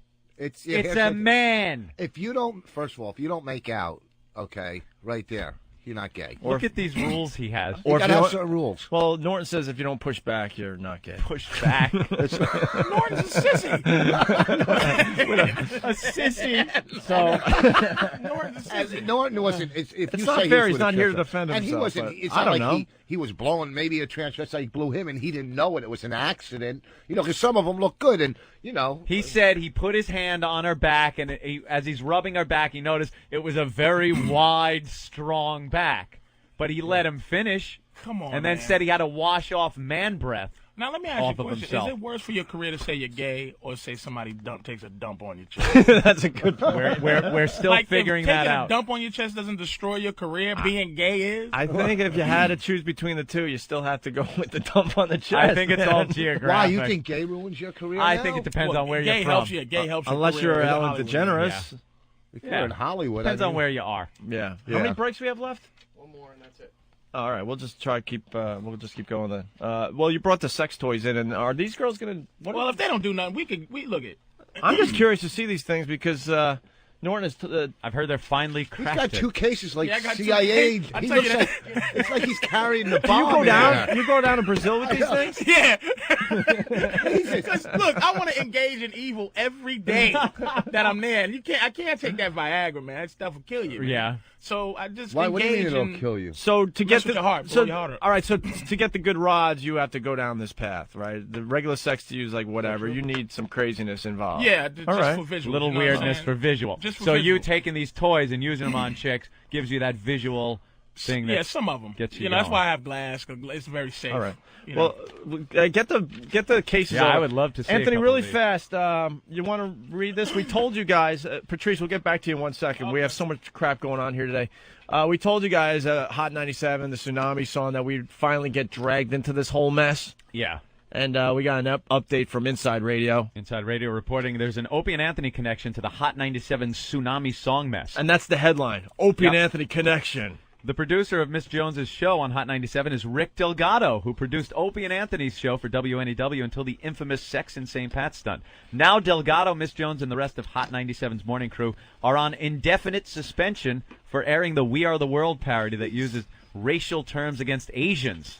We're not saying that Rick's responsible for what happened in either controversy, but he probably feels he's been at ground zero 2 times too many. And then they go into, meanwhile, McDonald's pulled its ads off in Hot 97, followed by tax prep firm Jackson Hewitt. And Sprint, also an online petition, demands that Emmis fire the entire morning show, has now gathered over 30,000 signatures. And there's that demonstration at Hot 97's Hudson Street studios this morning at 11 o'clock. Emmis faces some tough choices if the noise level doesn't diminish soon. So, Rick and us getting there you go. So tied into the whole thing. That's the latest, but we said they would drag our names into it somehow. And we have nothing to do with this. No, nothing.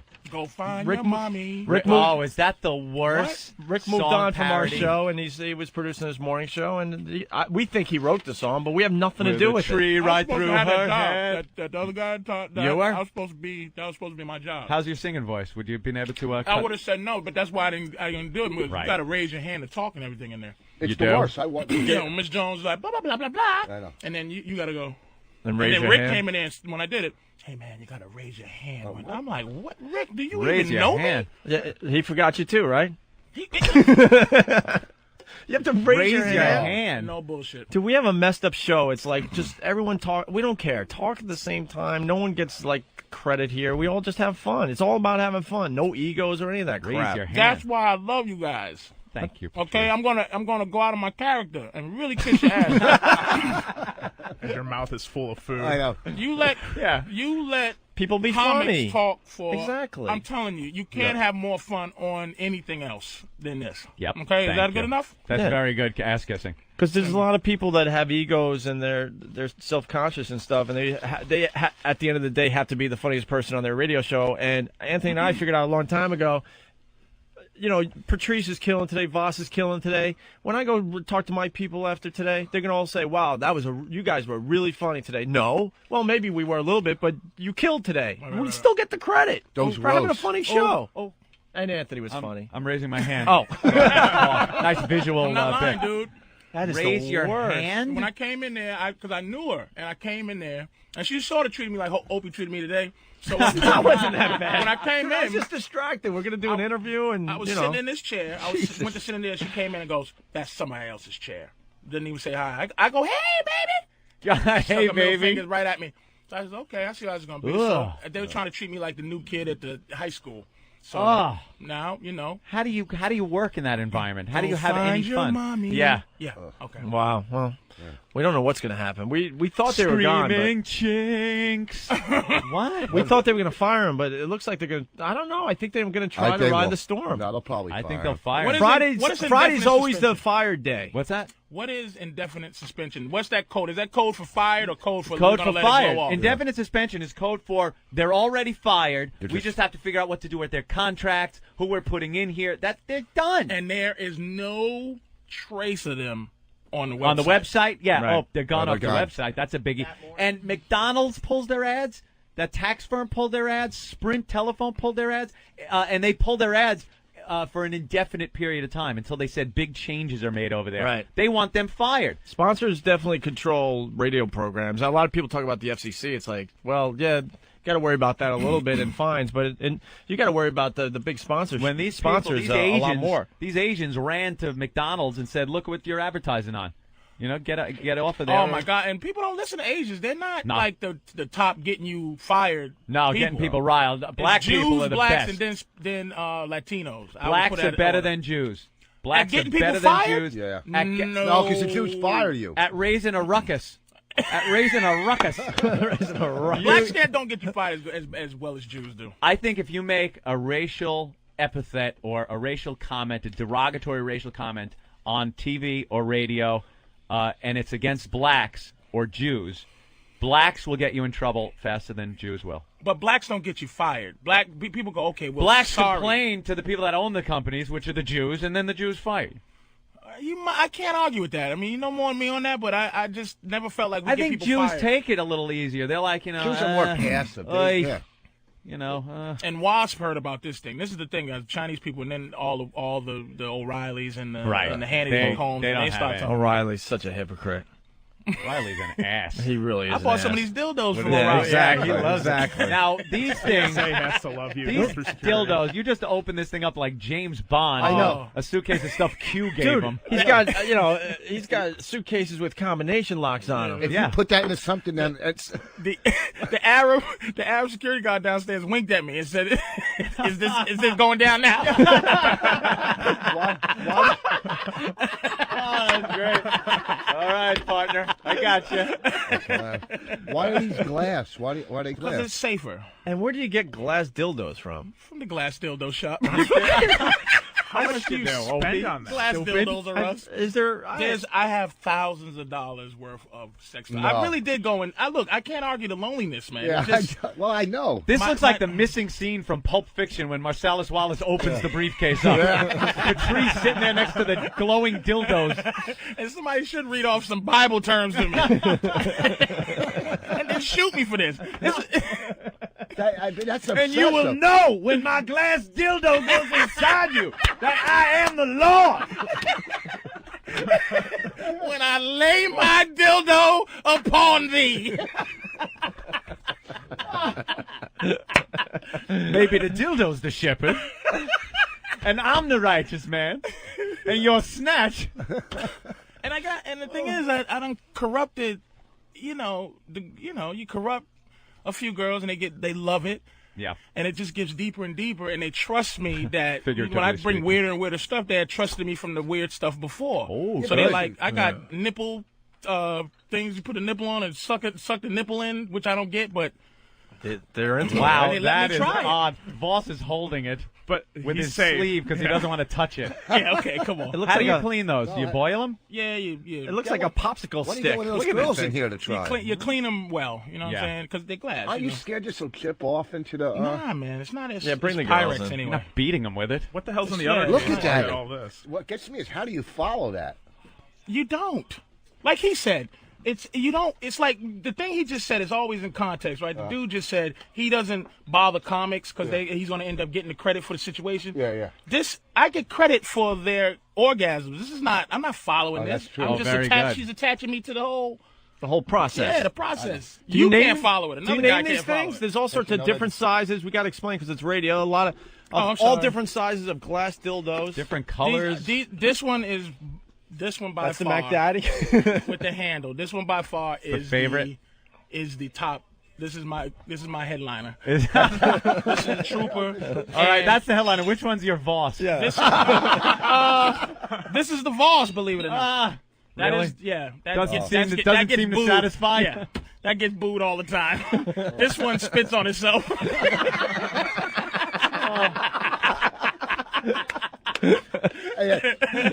That one's good at bringing up the other one. But this one, the other place, The little one, right. This is the headliner for other place. This is the headliner for Wow, you put that one in the back door, huh?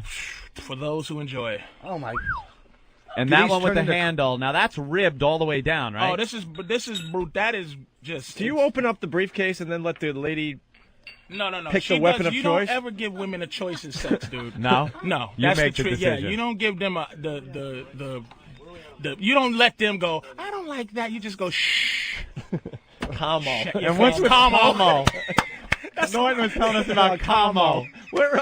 We know more about you than you do. And here's how awful it is. This is how everybody gets strung out. I go back and with all my stuff, and I took up one girl every time with me when we went because you don't do it in the street. You go to like a little place, you know.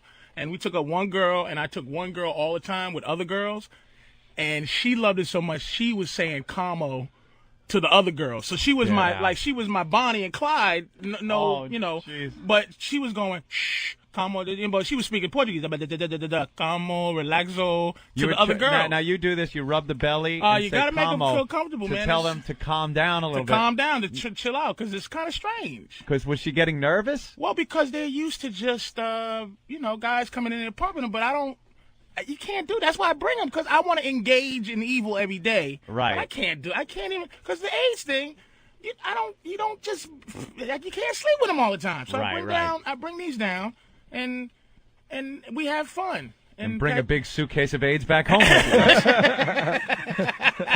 nice. I like that. It's a biohazard. I know. These are so clean, man. It came with Dustin Hoffman. I don't use, and this is the showpieces. There's some at home that these are the showpieces. There's some at home that I can't betray my darlings that allow me to do that I keep for them. They Right, have just their special little for them. place. You have given us a lot of thought, so man. you'll fly 15 hours to Brazil. You'll take your dildos. You'll ram it in some girl. You won't fuck her, and then you'll get back on a plane and come home. That's problems, man. You just need help. You don't gotta fly. Patrice, do they open? He's trying so hard to make it's not something of that. I know. You know why? Because he's an old, useless man. Let's be honest. Okay, so one. And he's Jewish. What? He can't be packing. I No, think. Oh no! Now you're gonna make him pull out a photo. Of what? He's got a Polaroid of his. Let me tell you something. Johnson on Cialis. Can I give you guys some advice Right, here sure. on what this publicity stunt he's about to do? Yeah.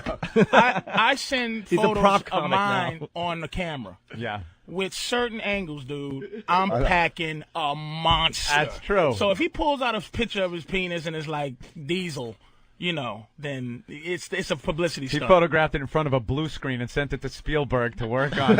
But can I tell them a story? Put a building behind this. Okay. Hold on really fast, because have you ever had to open up these briefcases at security at the airport? Dad, I get checked out, but I put them in there. Right. And then I go through security. What kind of looks? What do they say to I you? laugh my ass off. And when the girl puts the gloves on, Yeah. I go, aha. And they say, what are you doing with these, sir? I say, look at him. Look at him. What do I'm you going think? to Brazil. Right. What you going to do? I'm going to buy my baby a house. What's the other one? Oh, my God. Oh, the other joint? That is funny. Why did we keep him out of the studio so long? Now he's got Jesus. another briefcase. This is, move that one. All right, so that's the glass dildos. What's? This is Oh the- my God! Oh, wow. Oh, my God. These are the... Dude, you What got the hell? You got ropes and Yeah, whips. yeah. Rubber ones. He's got electric That's devices. a clit sucker. This is a portable vibrator. This one Look has a at holster. this briefcase. And they're metal briefcases.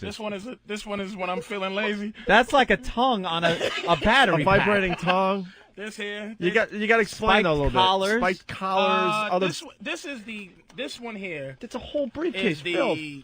This is when you meet a real trooper. Is that how you make pancakes? Yeah. This is the George Foreman vibrator. What the hell is that? When I use it, believe me, all my sons, George, and George, get all their women off with the new George Foreman, the fat grilling, pussy drilling machine. This one's good too. This one's a good one. Yeah. It's a magic wand looking thing. Yeah, it's like it. That's the violator, right? This is for true animals. So is that for the front or the back? That big one. It could be either or. And I got one that looks exactly like a blender I didn't bring, but it has two heads, one for the back, one for the front. It looks like a Braun hand blender with a tennis ball at the end of it. It's pretty much what that well, looks it's like. called a magic wand. I don't want to plug it, but it's the greatest. Dude, you do have problems, man. He's got studded I was with collars, you until you opened up the second briefcase. I know, man. I know, dude. There's a Garrett in there. What is that? What is that red rope? Oh, what do you this use one. that for? This is the creep. No one likes this. But you. What is that? A dental instrument? No. What you do? It's a Olivier. It's Olivier. Is it safe? It's a cookie cutter. It's a cookie cutter, but it looks like a spur on a stick. What happens is, what do you do with that?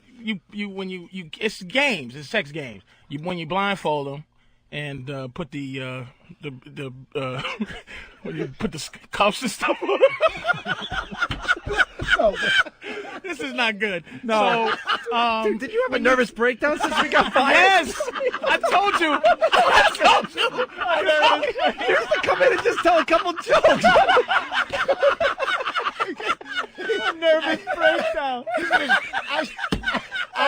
As he's filling this, he's going to start crying. Dude, I'm trying to go with it, but it's getting weird. I'm trying to go with it, but it's getting deeper and deeper. I'm like, Okay, you used to Opie. come in and just roast us, and now. But I brought this because Norton was informing you of how evil it was. I wouldn't. That's what I'm saying. I'm not plugging these. I'm just saying. I understand. Let me explain the cookie cutter, Opie. Yeah. What do you do with I'm that? willing to listen. Listen, man, to the cookie cutter. All right. It's what you blindfold. It's for games. Right. So what you do is when you blindfold them, they can't see, and you just place it somewhere. It's a sensation, dude. And you gently roll it over their you body. just gently roll it. There you go. Yes. Would you push hard enough? No, you roll up the nips, and you don't push hard. You got a box cutter too? It's the girls who dig it, man. It's like Try it on one of the girls. Oh God, no. I'll give you my opinion on it. You will? Yeah. Do you have a blindfold for this lady? You got to take your shirt off to do it. Yeah. What's her name? What's your name? Jen. Cute blonde. You roll it. What you Sort do? of. But she has to be blindfolded the whole thing. Right. No. And when you roll it up, look, you roll it. This is what. But see, if we was. Okay. It's like a kid in a candy store. Jeez, they're trying to batten down the hatches in here. Look, they're trying to get the shades down. It ain't working. We're not doing that. But let me tell you something. Let's put the shades down so the rest of the office doesn't see what we're doing. But let CBS continue rolling film. There's a network camera rolling. But let's worry about the two idiot freaking coworkers. It's just, look, man. This is useless when they can see. Yeah. Right. It's because it's like a, you know what I mean? Yeah. It's, you know, you meet a lot of old, but these girls are young too, man. It's like, Where's the blindfold for the blonde girl? No, wait, no. No? Let me tell you something. Yeah. This briefcase here with the glass dildos. Yeah. I don't know, you know, because it's got to have like a warm sensation. And Well, that warm you lube, warm it them just up, doesn't don't do you? it. This is what I'm saying. This is why. Patrice will have an answer for that too. I guarantee. Yeah, it's just like Como is the answer. Como It's cold. That briefcase right there is the reason why I don't date black guys. Not me. Yeah, because you always see black guys walking around with metal briefcases. They don't need full of it. glass dildos. Why are you bringing whores with personalities? Why not just kill them? Just shut up and be whores. Make a song parody about throwing these bitches out of here. If they not.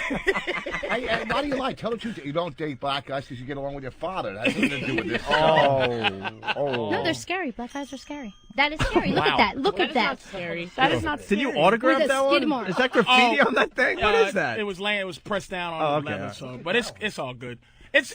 Look at Anthony's. He's getting turned. Look No, I'm frightened.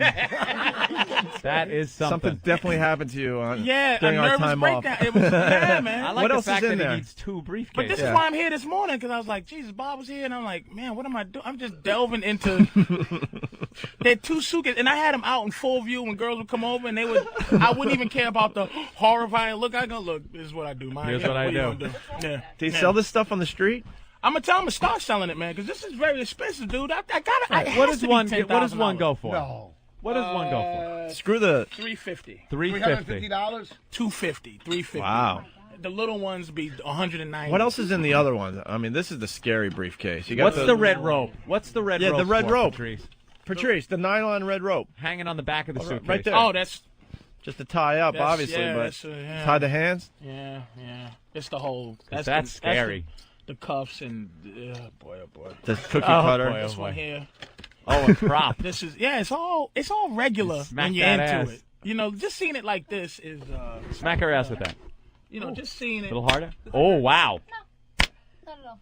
What about on bare ass? Pull them pants down. Pull them pants down. Well, this one's for bare ass. This Oh one. my Give her a little with the on the bare ass. no. Girls, show Patrice your ass. Let's go. Give her on the bare ass. What happened? Get The those- girls used to be naked in here. Come on, because that's gonna hit. Okay. Oh, wow. Oh. Oh my Wow. Like that didn't hurt. Yeah. You know it did. But it didn't hurt. It turned on a little bit. That was like watching Roots in reverse. That's definitely. It Jen, didn't you hurt. want a shot at that? What the? The whip? Just on your butt. No? Just on your butt. A light one. A little bit on her Do it ass. with pants on. So Why? Come on, expose Why? that white ass. yeah, come on. Don't be a white girl. Expose that white ass. You white girl. You're not here for your comedy. Let's go. Oh, she's a comic. No. I make girls scream all the time. Oh, the music started. The music star. What do we got? 2 minutes left. We only got 2 minutes. Imus never called. Next week. Oh, next week We is ran the out of one? time Oh, okay. because we want to spend some time with Don Imus. But we wanted to talk about his faggy pink I know. shirt he was wearing. Well, Thanks for having me down, Phil. No, we got a little time, so that's about it. Anything else you forgot? We in got there? this one here. This is the. Whoa, what is that? Is that the rabbit? This is the rabbit. Yeah, I've heard about We've that seen one. the rabbit. This is the We've rabbit, seen that in yeah, our yeah. years doing this what awful do you radio show. There's a lot of internal moving devices on the rabbit, and then it's got a little 2 ears to stimulate. Yeah. That's about it. That's about it? Well, nipple suction. What the hell is that? Nipple suction. Suction. What does it do? Yeah, you put them on the nipples and squeeze, and the nipples just suck up in it, and then you turn that on, it vibrates. Battery-powered crazy straw. What the hell have you got there?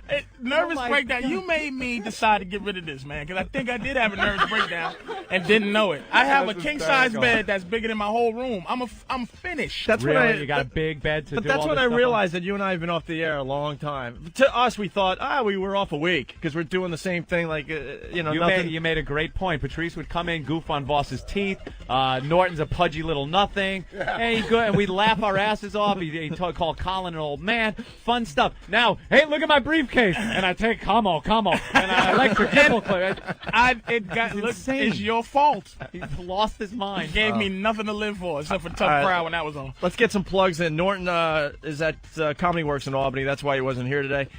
Rich Voss did a great job filling Once in. again, thank you, Rich. Well, you're going to be at Rascals in Montclair, New Jersey this weekend with Bonnie. Are you plugging anything besides girls there, Patrice? You got 8 seconds. He's just left.